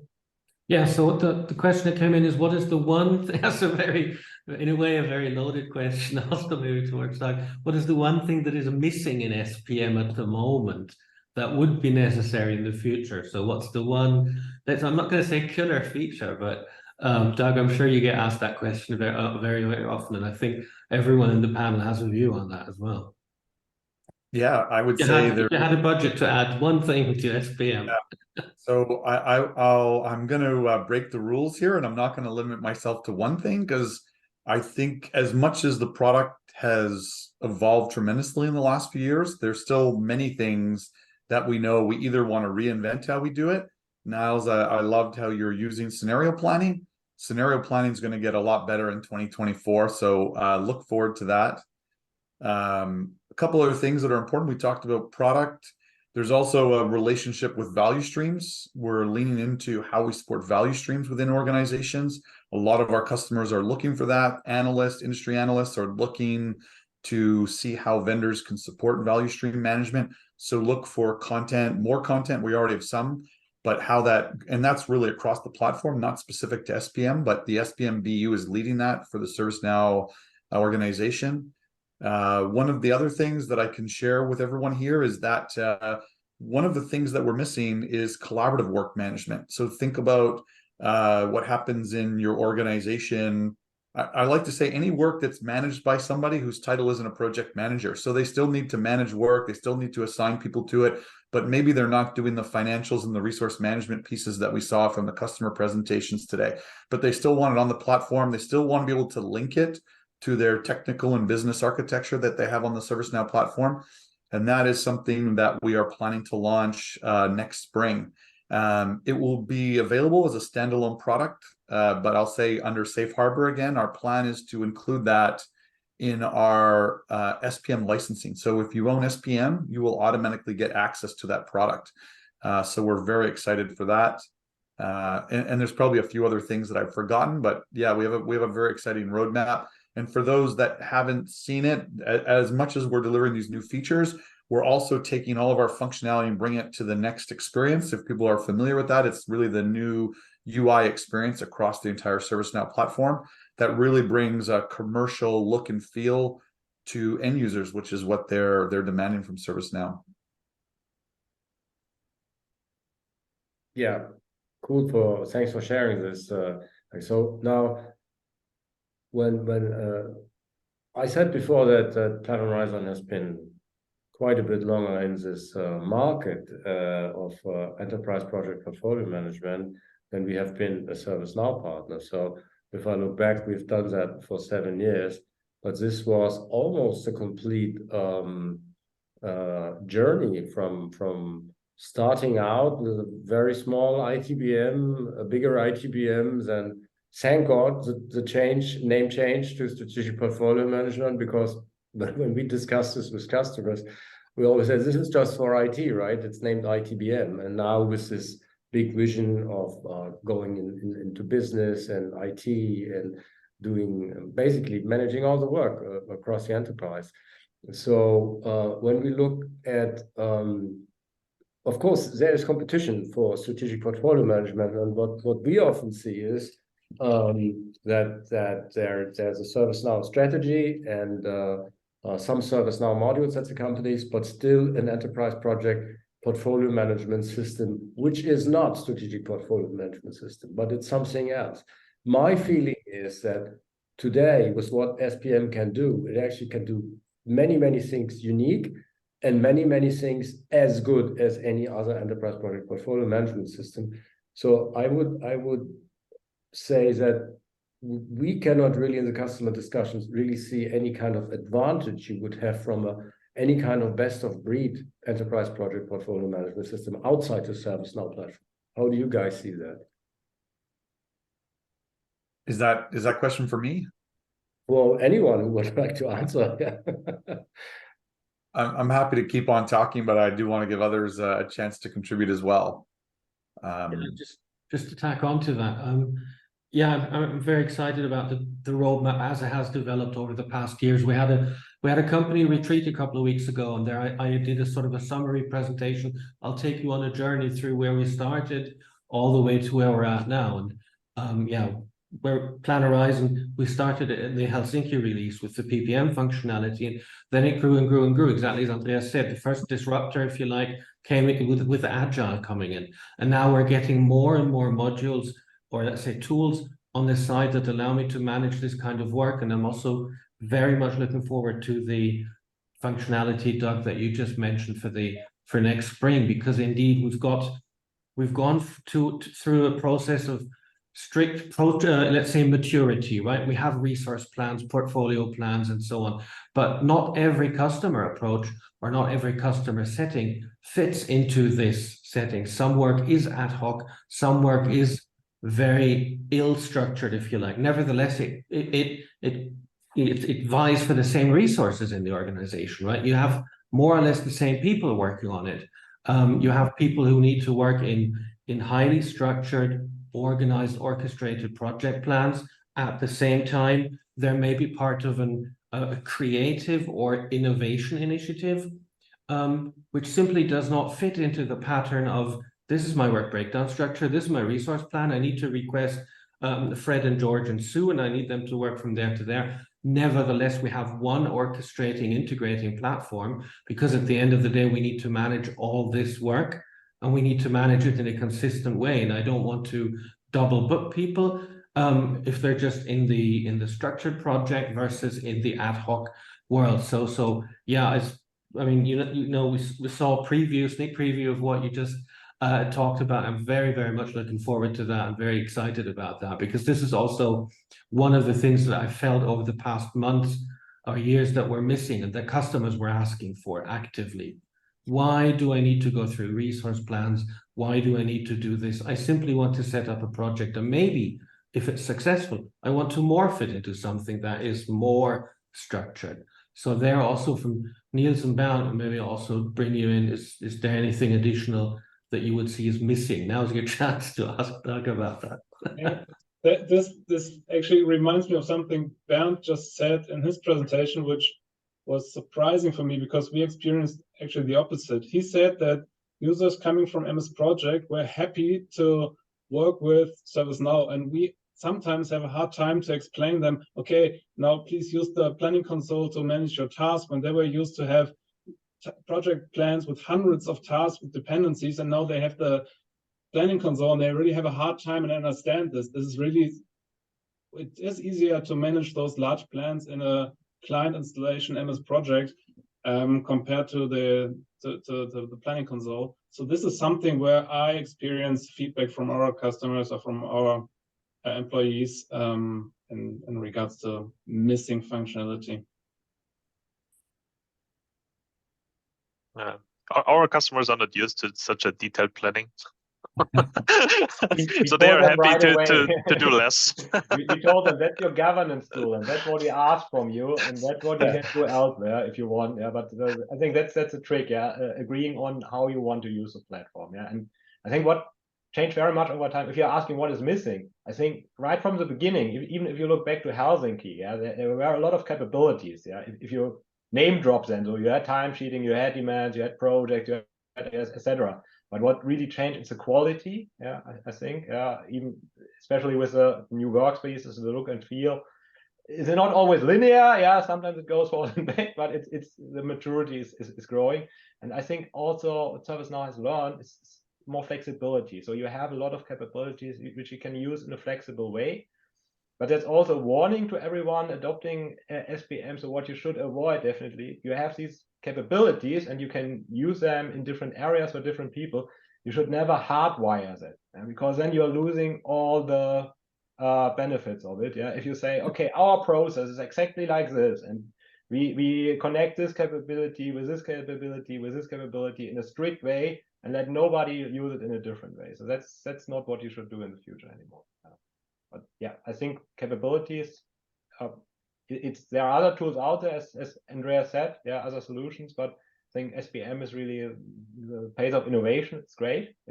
Sometimes, as Bernd mentioned, it's too fast. If you look at strategic planning, many versions, and yeah, you have to stay updated. But I think that's going in a very good direction. The only piece, maybe, I think Andreas will maybe say something about it. It's not in SPM, but if you look across, I mean, the great benefit of ServiceNow is that you have a platform. Yeah, you don't have a project management tool, you have a platform. And right from the beginning, one topic that always we were asked about is financial management. And I think you can do great financial management when you look at projects, products. But if you want to look at it, especially in IT, yeah, from a company perspective, yeah, and I want to see all the financial, I want to reimburse them, etc. I think that's maybe the part, yeah, where more will be coming in the future. Yeah, actually at the end of the conference today. So we have a couple of more customer questions. Who would like to read them out? I think we have two which sort of dovetail quite neatly, and which pick up points from the customer presentations more than just always putting Doug in the limelight. So the bottom two questions, I mean, you're seeing the same Q&A. One is, we heard a lot about challenges, but what were actually things that went surprisingly easily in the project that you didn't actually expect, where you said, well, this was a very, very elegant solution, which seemed to be very challenging at the beginning, but you found a very elegant solution. And inversely, what were things that weren't possible or feasible to implement beyond what was already mentioned? So these two extremes, basically, things that went surprisingly easily, or things where you thought, well, we can do this, put this on the requirements, and at the end of the day, we didn't end up doing it. Nils, Bernd, maybe. Yeah, maybe I can start with what was easy. So there was always the question how we can elaborate the functionality to have one common communication system outside ServiceNow. Yeah, that we are not relying on file systems or PowerPoints or Excel or Teams or SharePoint or whatever else collaboration platform is out there. And this was actually easy because the integration with Teams was just simple. Yeah. Install, set up, get credentials, done. So there was not really a lot to do. Yeah, it was out of the box working pretty well. Of course, we wanted to automate a couple of things, which we increased then also very easily with Flow Designer. Yeah, to the point Nils mentioned was the synchronization of users from the projects to the team. To the teams, and also status updates and maybe work package updates and stuff like that. This was very easy to achieve without a huge headache, surprisingly, because integrations is always a difficulty to get up and running. On the difficult part, I think it was not really an SPM topic that we had a challenge with to say we are not able to implement that. It was more a shift in the mindset of our business partners, yeah, to understand SPM is not just for them, for that small part of their process, that it's way bigger than just managing projects or a portfolio, that there is more before a project happens and also something more that is coming after a project is completed, and how well this might integrate with other areas on the platform. Yeah, so this mind shift from a single tool solution to a platform that is capable of a lot of things was very difficult to achieve, and it still is.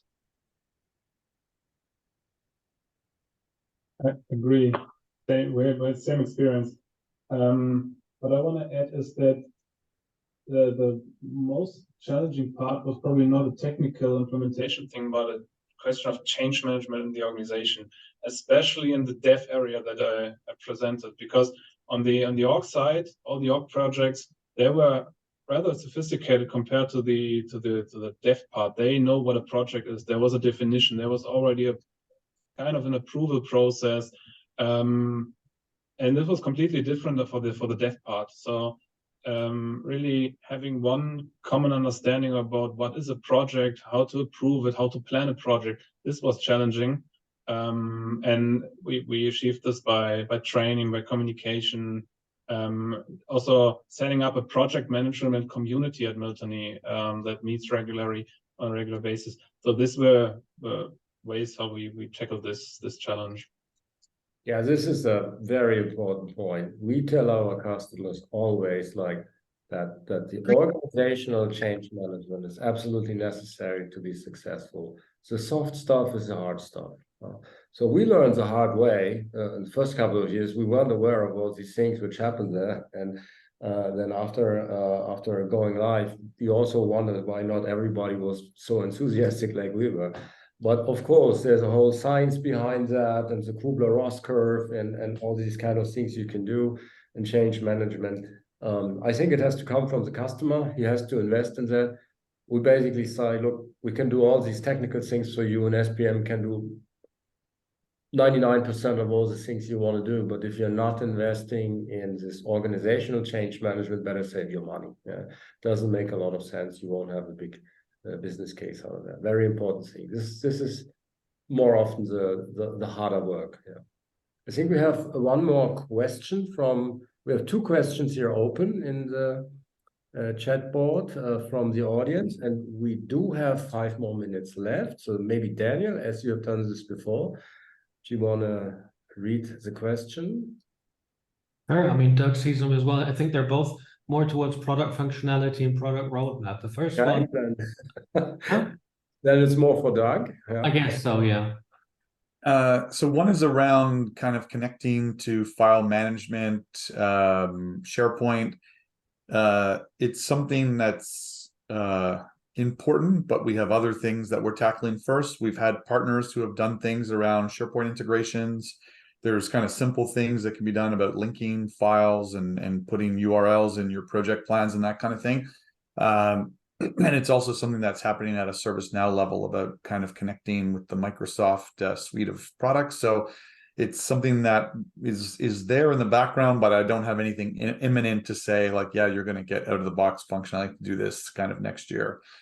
And then there's a good question around the roadmap and consolidation. One of the things that the team that's on here that's using it today will realize a lot of the functionality that they've showed today, even though it looks like it's for a specific person, is actually in different screens within ServiceNow. So using scenario planning today is not within the planning workspace. That's going to change in 2024. And there are many other areas of the product that people may go to today where intuitively you're like, this is portfolio level information, data, decision making. Why is this not in my planning workspace? And those things, we have a plan to try and migrate those, not just lift and shift, but also really think about what they should be doing. And that will happen over Washington, Xanadu, and Yokohama, to the point where there will be less places for individuals to go who are doing, whether it's project execution, program execution, resource management. We just launched a brand new workspace for resource managers. So I think we're doing, in the past, we kind of built some functionality, but we didn't have enough of a drive to kind of consolidate that experience for where the user's going. And as we're kind of improving the product, we're improving that user experience as well. And maybe one of the ones that I'll just mention specifically, because we've talked a lot about project management and the project management experience. If you look at what we've done within the new project workspace, that is, over the long term, going to replace the planning console. Obviously, it's in the next experience, and there's various reasons why customers may not be using that today. In certain cases, they just haven't turned on the next experience, and that's a platform one-time decision. They may not have done that, or it could be because we don't have all the functionality yet within that new project workspace as exists. So, and I see some nodding there. So we're working very quickly, and I think we've actually reprioritized some elements to try and make that transition easier. But that experience is so much nicer for the end user. And the other kind of hidden benefit is the performance of that workspace is much better. In the past, we would have recommended and it was interesting that they're not doing the detailed plans, but we do have customers who have very, very large project plans. And within the legacy planning console, we used to recommend about 1,200, 1,500 would be the limit. And when a year and a half ago, when we moved to new project workspace, we immediately doubled that recommendation to 3,000. And then it went to like over 10,000, no problem. We have a customer in Japan who has hundreds of project managers who are managing project plans over 10,000 lines. So the scalability is very, very impressive. So even if you're not using it, it's good to know that it's there, and that user experience is a benefit for everyone. So we're working very hard to make it easy for customers to move over there by bringing those pieces that aren't there yet. So yeah, thank you for your patience. Yeah, sounds great. So we could take on the Oracle Primavera market. So that's great.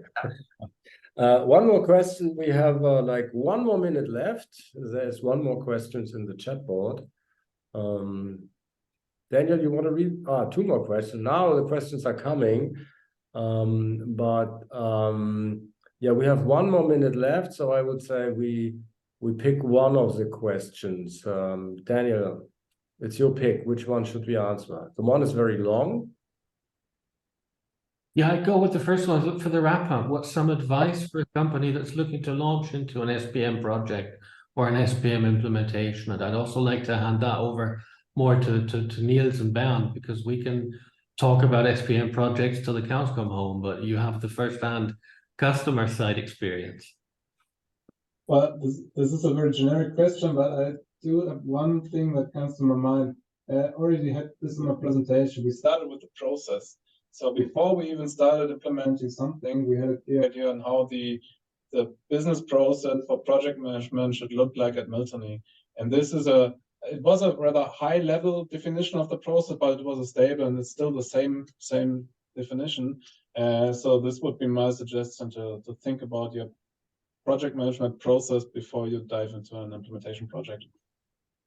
Definitely. Yeah, I can agree on that. And also, if you're already planning and getting a partner like PlanHorizon in it, have an idea of your process, of course, helps, but also get an insight into how the system might work out of the box is also very beneficial to compare each other. Yeah, because on our side, we also had a process in mind, but when we then came back to how it really works in the system with demand management, the connection to project management and stuff like that, and why it is designed like this, there were a lot of discussions coming, and it is a mind shift. Yeah, so I can just recommend, have an idea, start with some demo presentations, ideally from a partner who has implemented a lot of these things, because they are more specific, and then create a roadmap which is very oriented on the biggest benefits you want to achieve with that. So instead of starting maybe like we with the strategy in mind, start with something that is the bottom line, which rolls up at the end in the strategy, because we had to do a lot of cleanup afterwards on our strategy side. So maybe it was not the best approach, but starting with smaller parts and then evolve from there, I think it's helpful. Yeah, this is we would say it's the same way. It's all about the process, about processes and people in SPM. It's very different from any other module in ServiceNow. I don't know all the other modules, but it is different. It is part of the tech workflows in ServiceNow with ITOM and ITEM. But when we start a customer conversation, we always say, look, it's not a workflow. It has workflows, but it's a big, complex number crunching machine.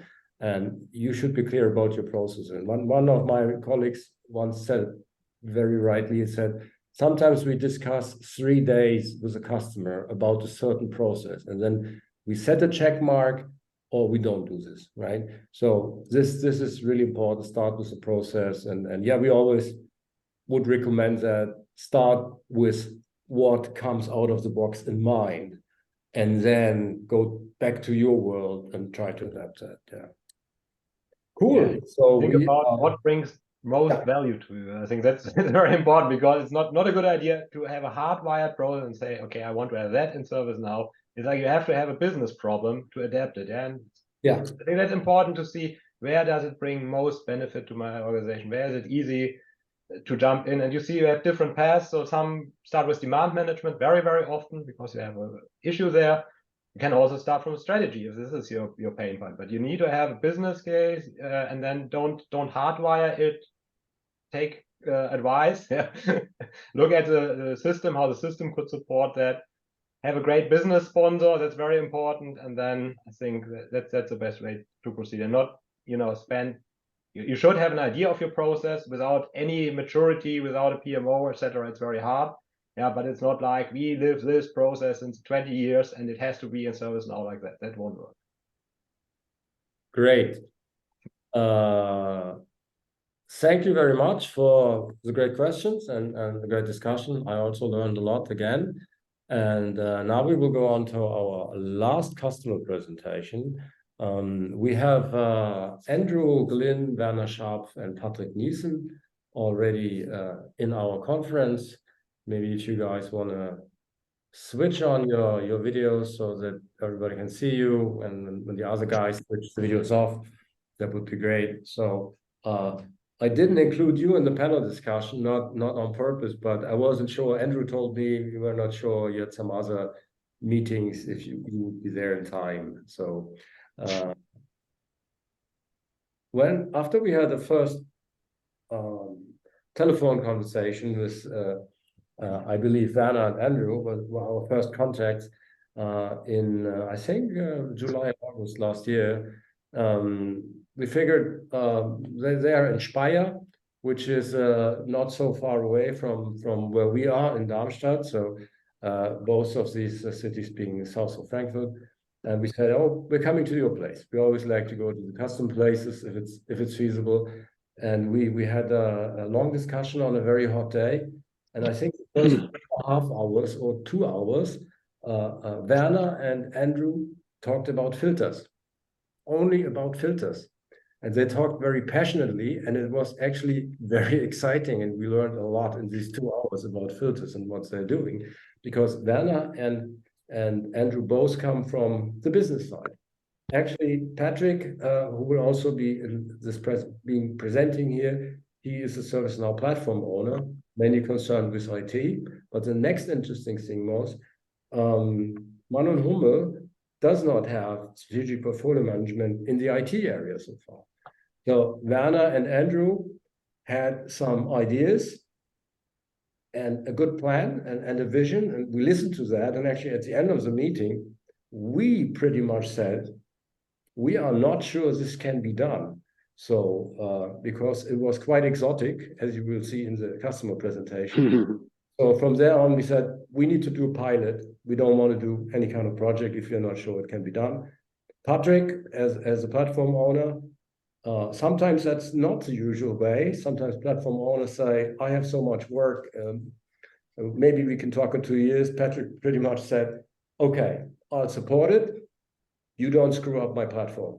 And I think we kept with that, but he was in it and was supporting it. And we did a pilot project, and the actual implementation project is running at the moment, and it was one of the most exciting and innovative SPM projects we have done. And with that, I hand over to you 3 guys, and if you share your slide and maybe say a couple of words about yourself and the company, and then your presentation.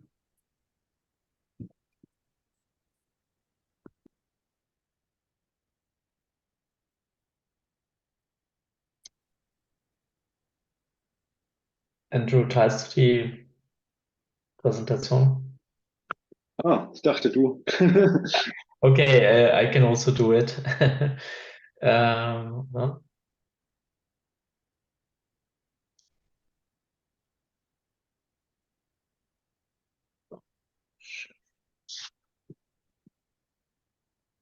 So I jump in, or?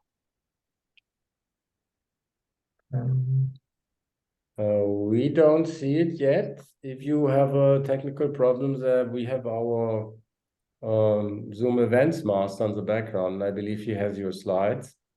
Patrick, if you like, I can start sharing. Yeah, go for it. Yeah.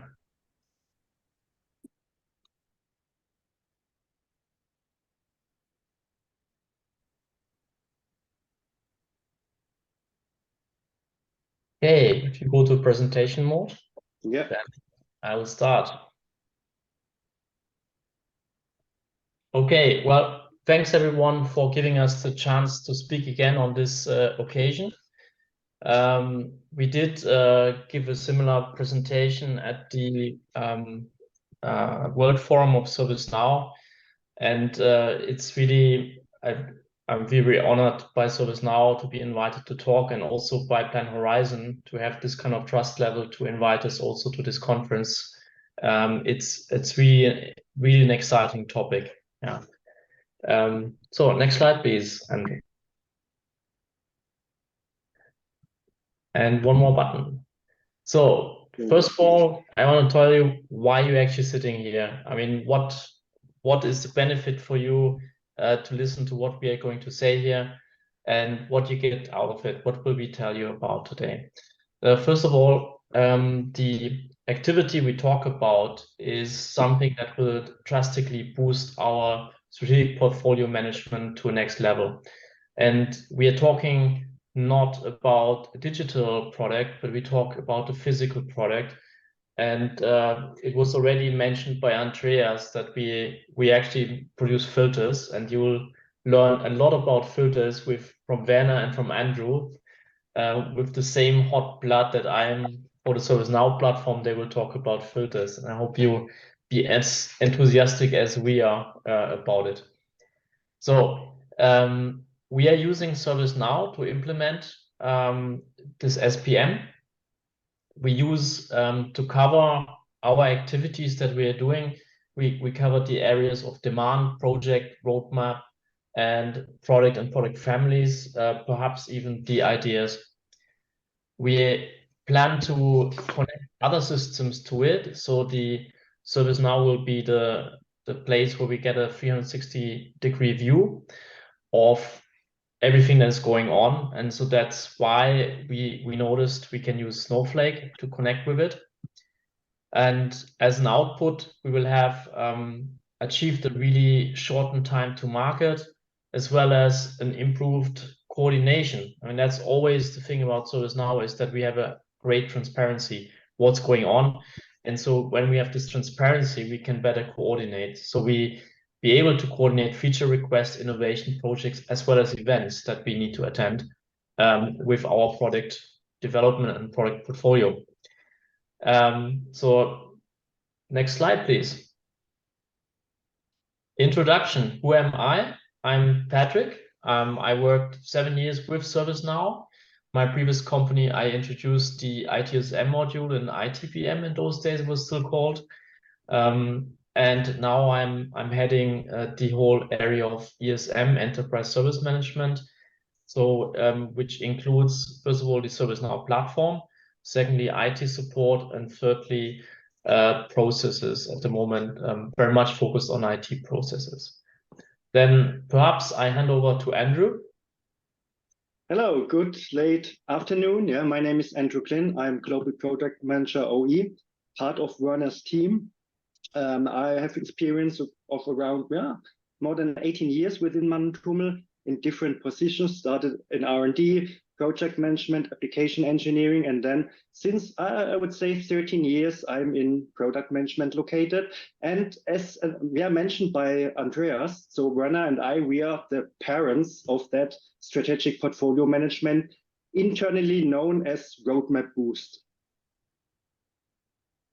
And last but not least, this is Werner. Happy to be here today and to be able to introduce the great collaboration we are experiencing with PlanHorizon in the recent month. So I'm 20 years with Mann and Hummel. There are 15 in sales, in charge of global key accounts and for the industry, certain industry sectors. And since around about 5 years in product management, and there more for the methodological part, and everything which has a digital tab for our business unit. And we directly can go to the next slide to speed up a little bit. So I'm glad to give you a brief introduction about Mann and Hummel. If one hears about Mann and Hummel, I'm often confronted with, you are the automotive supplier. Yes, we are, but we are not only. There is a wide deck of filtration solutions we are offering also outside the PaaS car industry. And you see here, we are the solution provider and the global leader when it comes to cleaner mobility, cleaner air, cleaner water. Whatever it is, like you see here, farming, food production, laboratories, clothing, operation theaters with laminar flow ceilings, filtration for machinery.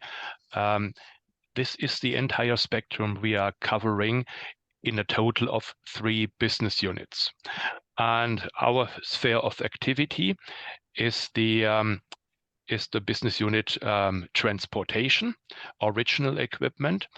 And so concluding, separate the useful from the harmful is our company mission. We have an extensive portfolio of filtration products, solutions, and over 80 years of experience.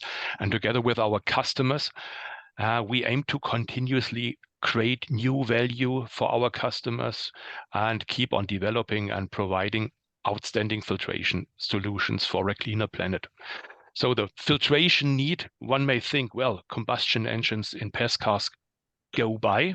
What is your position? But unfortunately, the world is getting more and more dirty. Water resources more and more scarce. The same with air, and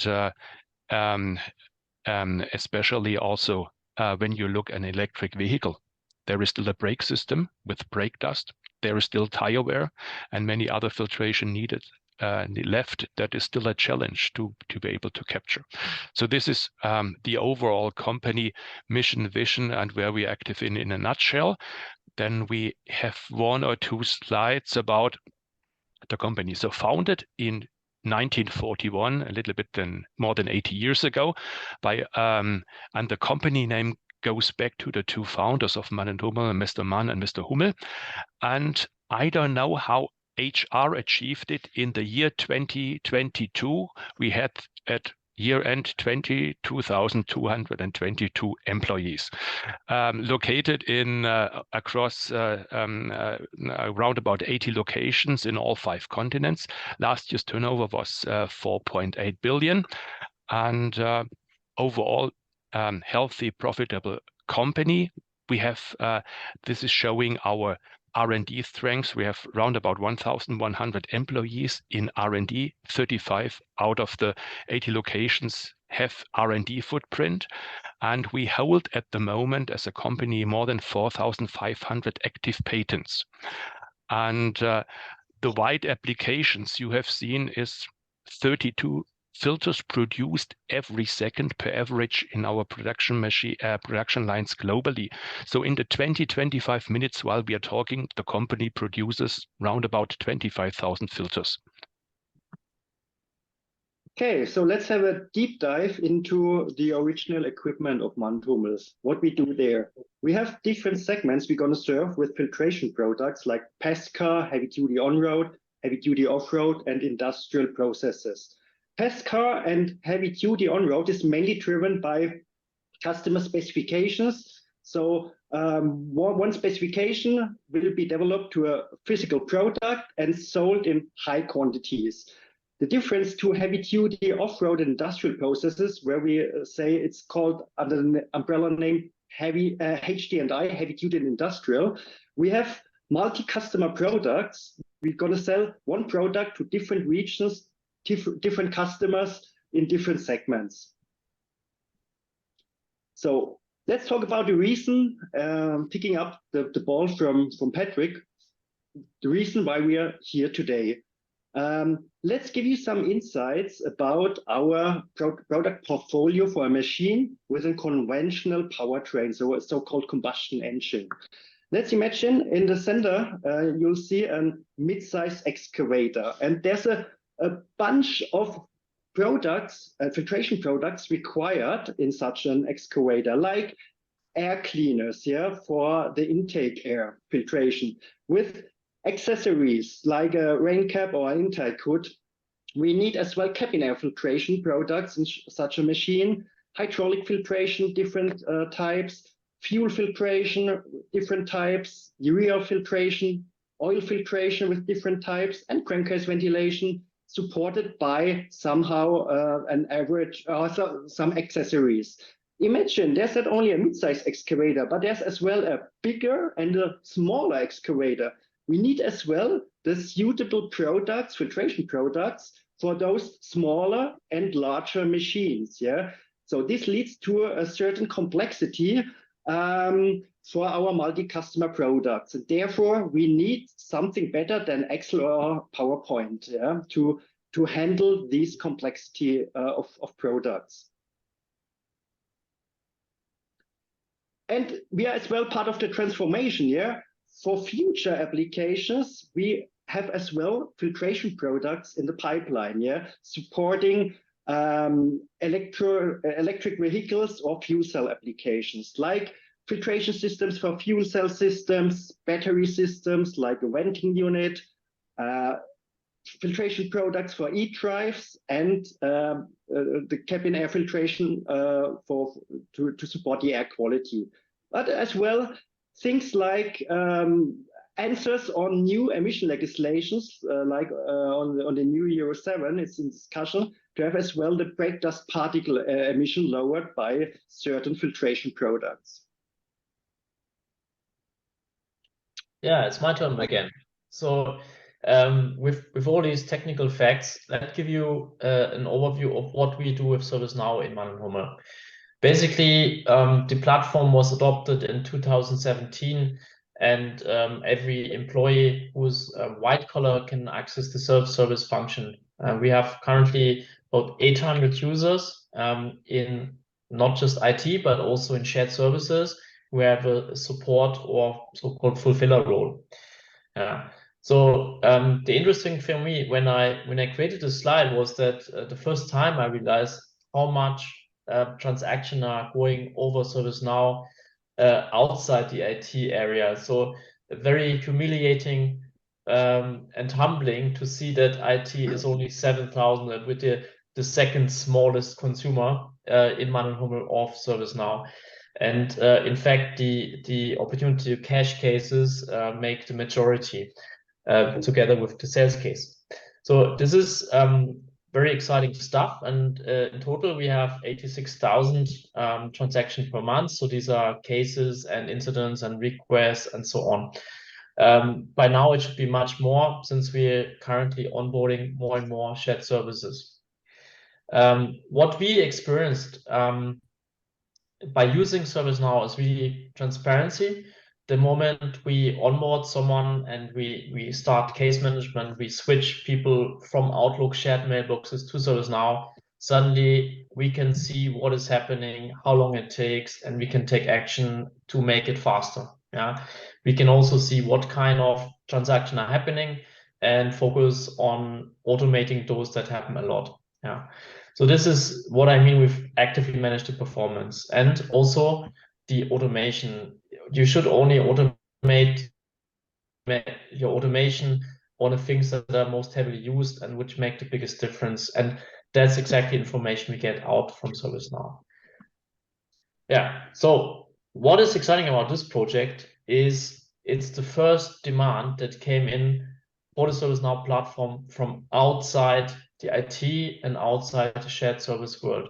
So it's dealing not with services or digital products and computers and so on, but it's dealing with physical products, which is the core product that we sell in Mann & Hummel. So I was personally also very interested in this one. How are we running the platform? Just an overview, also a snapshot from last year.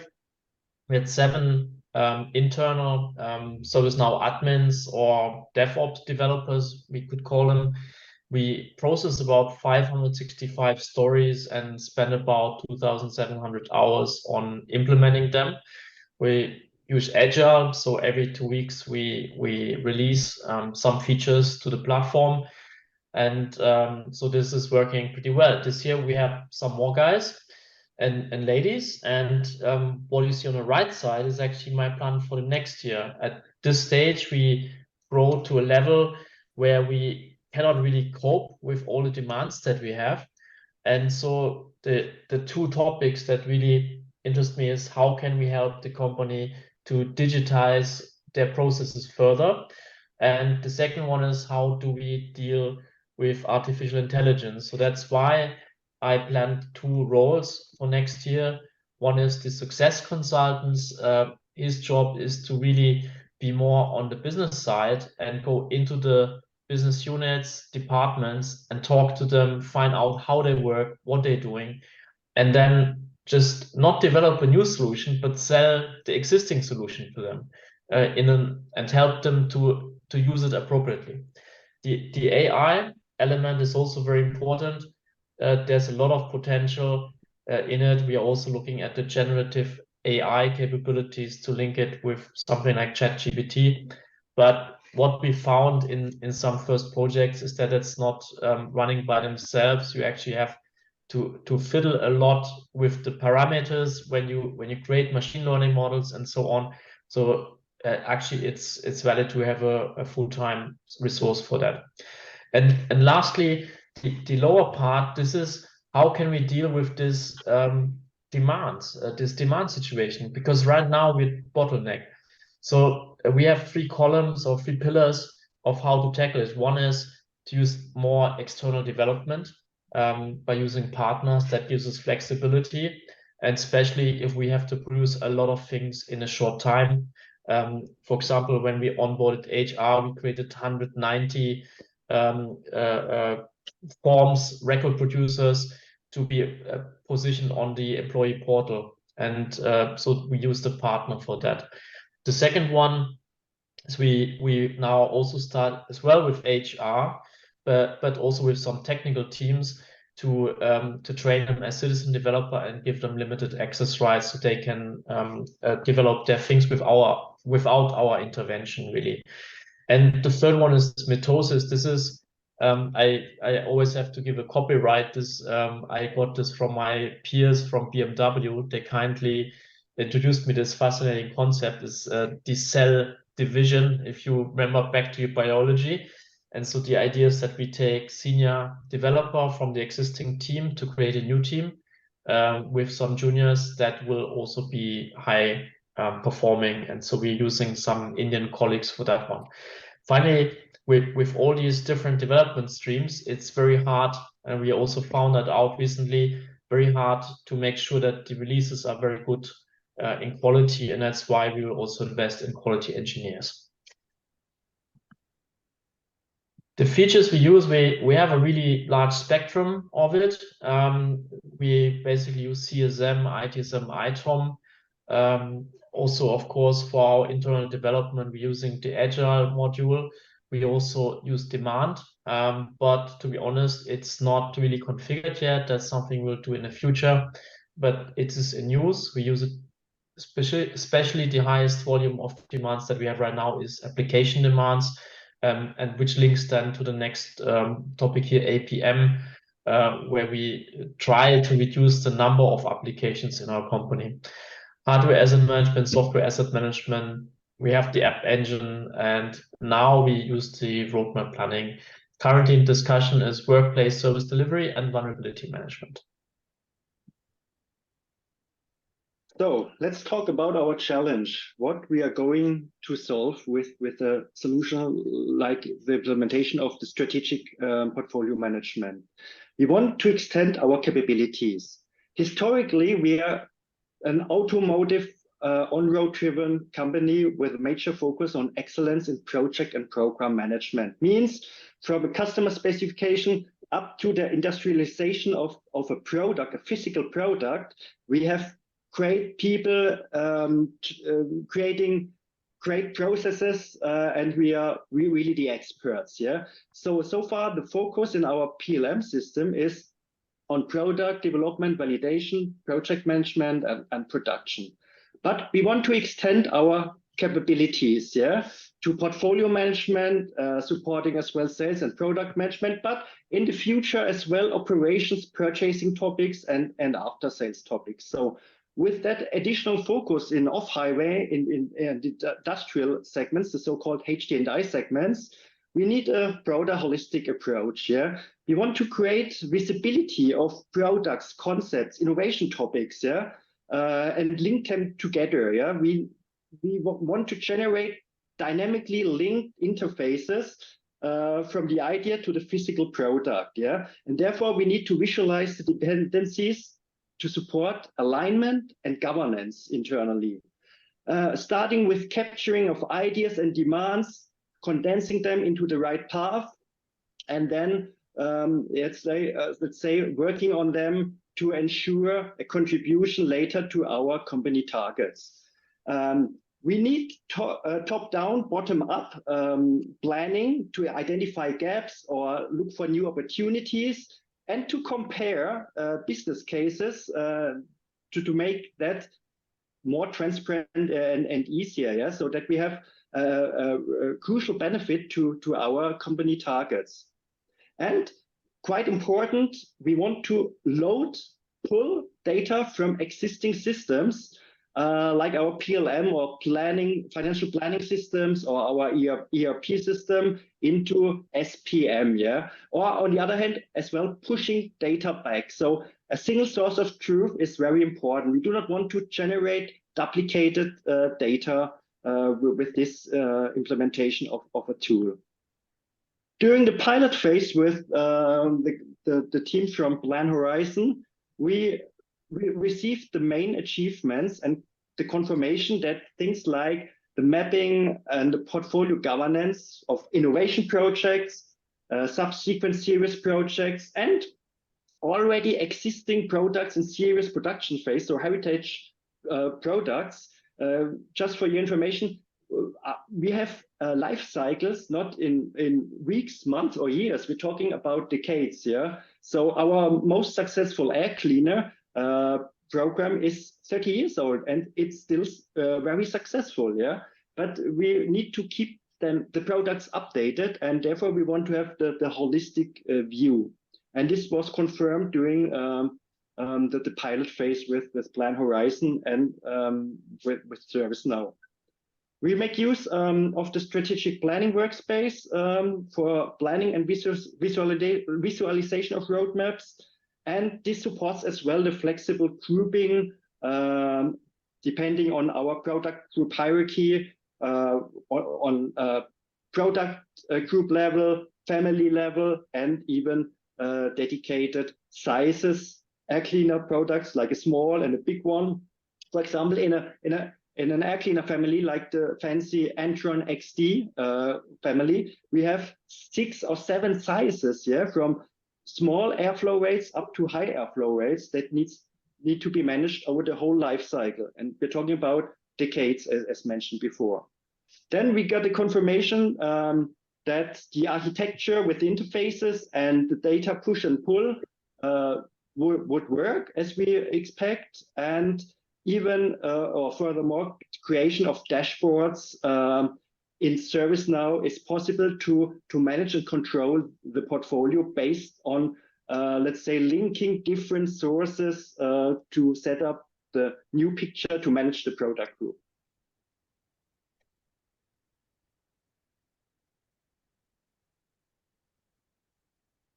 Patrick? Yeah. So what we still need to do, and that's also interesting, is to get the data to display in the roadmaps. And we use, I teased it at the beginning, we use a multiple number of systems. For example, the PLM system, our SAP system in ERP. We have a financial planning and forecasting and the business warehouse. And this data should go into ServiceNow that it's conveniently available for the decision makers. Fortunately, we figured out that we have a Snowflake data lake that's already existing. And so that's where we take the data from. And that's how we push it into ServiceNow.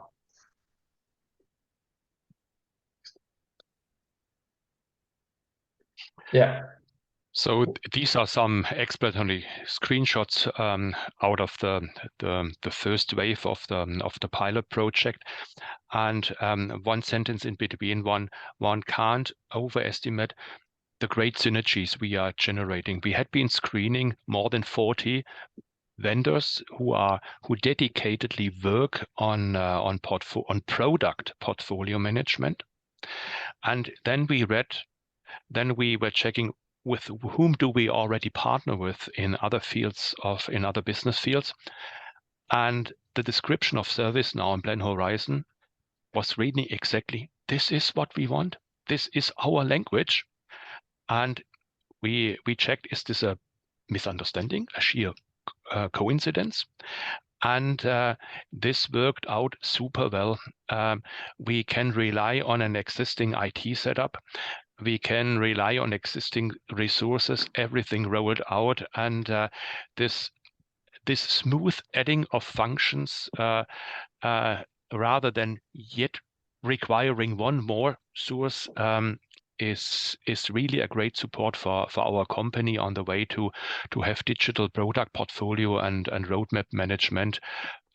This is a great experience that what is already sleeping in IT server, let's say basements, that one can co-use elsewhere for the sheer main product and the main value chain of the company. This is explanatory by showing after linking our PLM system with the new tool, describing how we can make all projects hierarchical structures visible. We can group according to product groups, product families, product sizes. We can go into interlinked roadmap. We see here in the little black romps, we see project milestones. We see interdisciplinary relations between innovation projects, advanced development projects, series projects, and also the mature products. Then on next slide, we see here the stage gate import from the PLM system.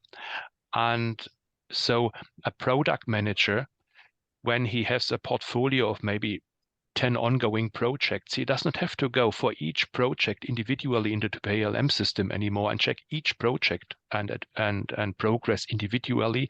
It is pulled into the ServiceNow tool, and he has a holistic, comprehensive portfolio overview at one glance to ease decision making and portfolio steering.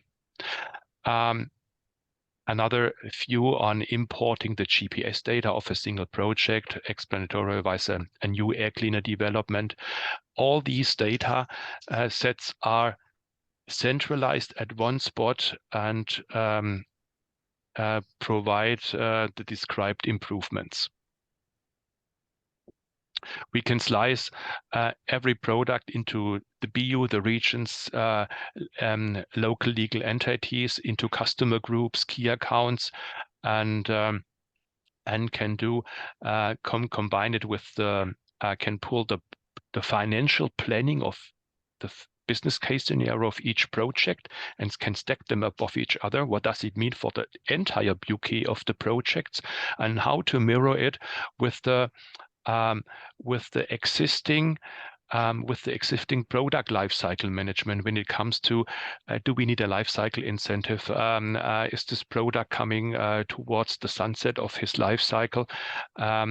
When do we need to kick off new development to manage our IP, which is in our products, that we don't keep on selling portfolios where the IP expired? All this can be brought into one spot. And it helps to work in scenarios, yes, to see, okay, what's the impact if we do not work on that innovation and there's no contribution in 5 years, yeah. So to let's say steer as well somehow the resources in R&D, yeah, or to make the better decisions and to see what is then later the result of it. Last but not least, I think explanatory wise, super anonymized dashboard perspectives to see the portfolio status, the portfolio health, and to manage all the project financials, portfolio risk overview, and to work also in scenarios. What happens if I add this new product range to the existing ones, and to administrate a portfolio mix?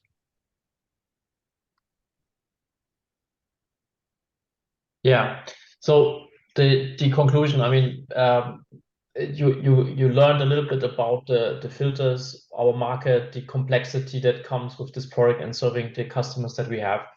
And so what we took out of the pilot is that we have really exactly what we wanted. And now we are currently upscaling this whole product and developing it to be ready for global rollout. We think that the service portfolio management and strategic planning workplaces, they suit well for our the first time outside of the IT area.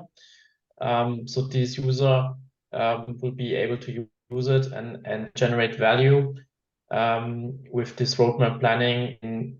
And for me, the most important thing, possibly we can expand this to other departments, other business areas. Yeah? So for me, this synergy, this future potential is very important in developing the ServiceNow platform in Mann and Hummel. We can, I think what we saw here is that we can capture the whole view of this product from the initial idea through demand project, the serial production, up to the strategic goal that we want to achieve. What supports us here, we have my team of ServiceNow experts already there to support if any adjustment is needed, so we don't need to set up a new team. They can make sure that this product is sustainable and can support Andrew and Werner's as well as many other people in the future too. And if we need very specific features, and that's something that Andreas will attest to in our conversation before we engage on the pilot, I said, please keep it out of the box. And so that's here the trick is if we have some custom app requirement, we can use the app engine. And so it will be able to interact with the existing products, our existing master data, but it can provide this the needed feature without changing the out-of-the-box modules that we are using. The project philosophy is good enough. We're not trying to get the 120% with all our ideas in there, but go deliver some value on the way. And so we'll do it step by step.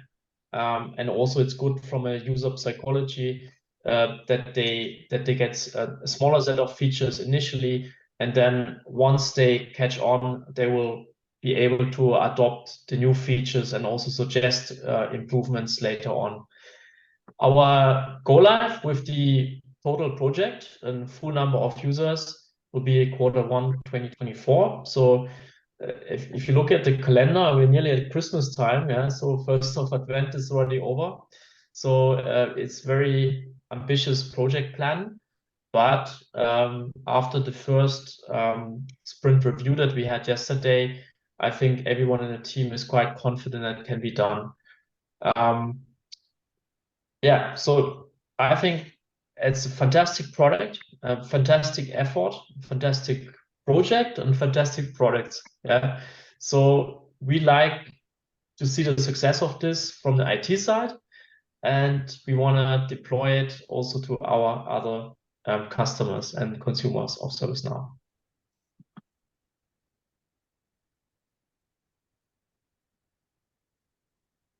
And with that, I think these were the closing words. As you see this, it's part of our marketing campaign where we provide little nuggets of information that are very important. And one thing we'd like to say also is that it's very important to have the right partners to go the way forward. And so thanks Daniel, and thanks Andreas for providing or for being that partner in this project. Well, thank you for a great presentation. So yeah, this is really a very new field. I imagine that what we saw here is not super specific just for Mann and Hummel, but I would imagine that pretty much every manufacturing company, especially if they have very broad product spectrum, complex portfolios, they can have a very good business case from something like that. So maybe we can next week have a conversation with Bernd and Nils about that. So they have a lot of products and need product portfolio management, etc.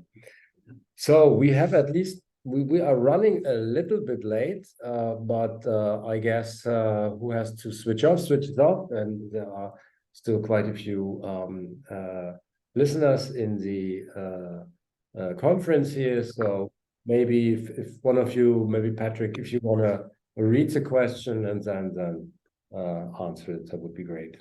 And yes, and Daniel is here also.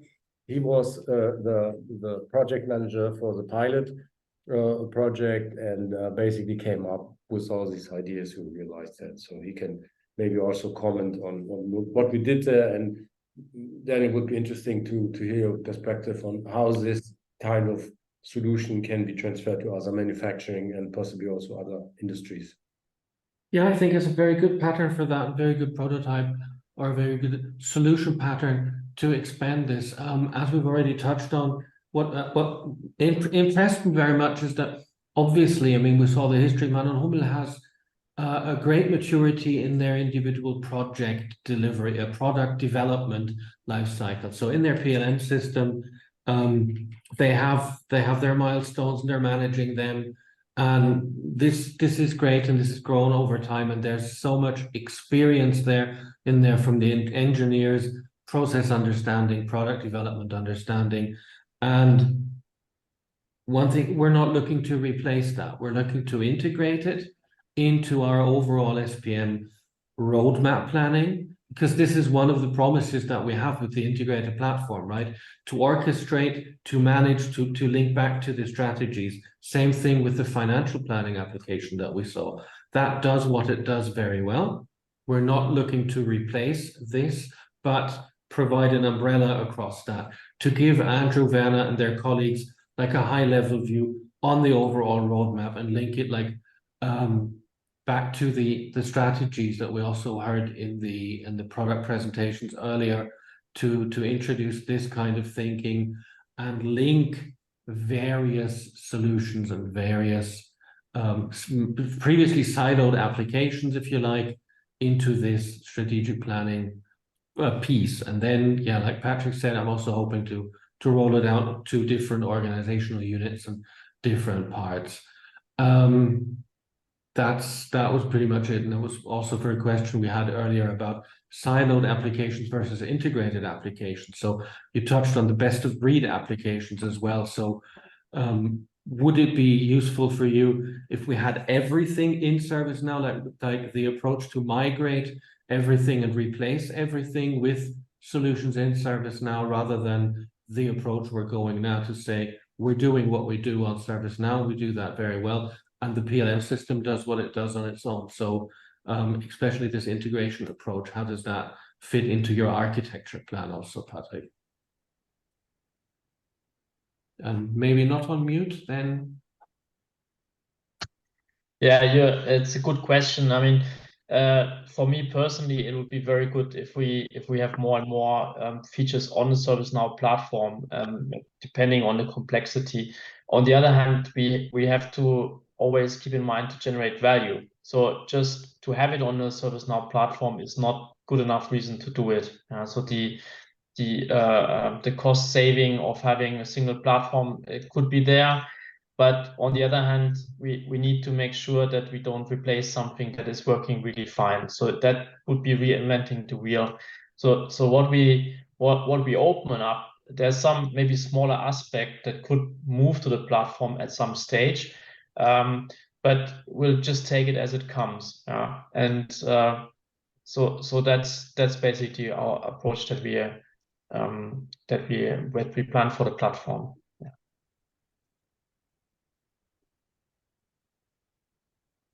Very well. If there were no more questions now in the chat, and yeah, thanks again to all of you for this great presentation and for having the vision to actually jump into this together with us and ServiceNow and say, like, look, we can make our company a lot better, and we can make more revenue and more profit if we do this really well. You know?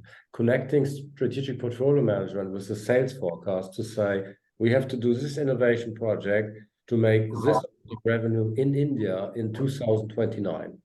That's pretty amazing vision. Yeah. Cool. So we are at the end of our customer presentations, respectively panel discussion. And although we are running late, I still have like a 3-minute thing here. And for that, I have to share my slides again. And I'll be here.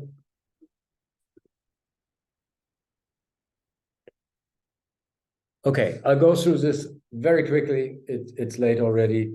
ServiceNow is a great platform with a lot of capabilities, but in many discussions with customers and prospects over the last years, we always heard again that the actual IT financial management is kind of like a little bit of a white space. Of course, there is financial management functionality in ServiceNow. There's also the ITFM module. Those of you who have been involved with ServiceNow longer know that there was a ServiceNow modeling, financial modeling engine that is not marketed by ServiceNow directly anymore. This is available via resellers.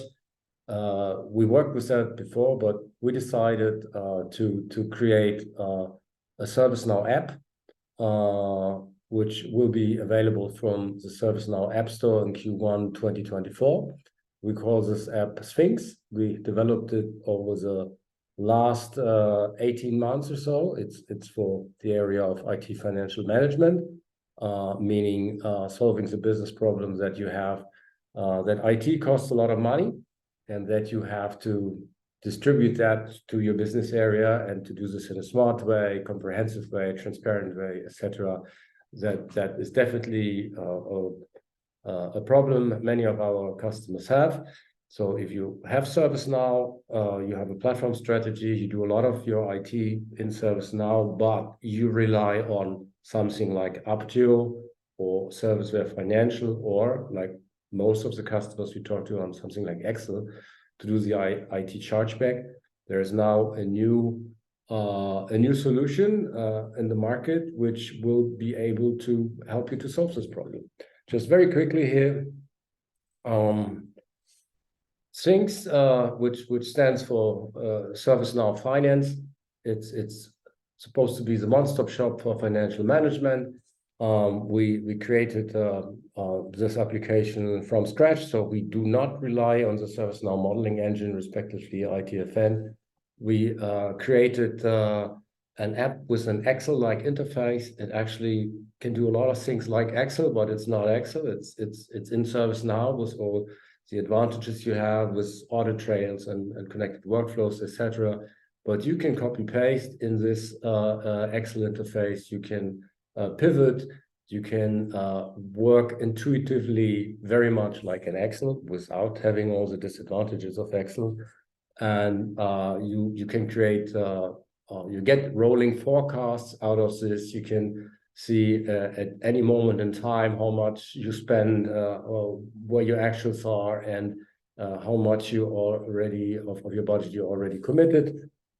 So it's built as a combination of a workbench where you can upload your financial data from your general ledger, from your ERP system. Many times that would be SAP, and then do the matching and mapping of POs, contracts, departments, etc., and at the same time create reporting.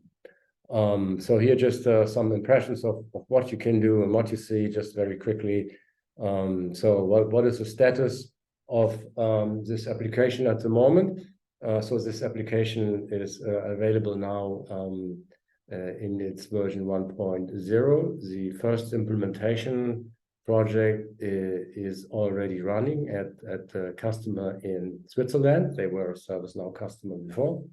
And Sfinx is implemented and will go live in February. It's not yet in the store, so we started the accreditation process.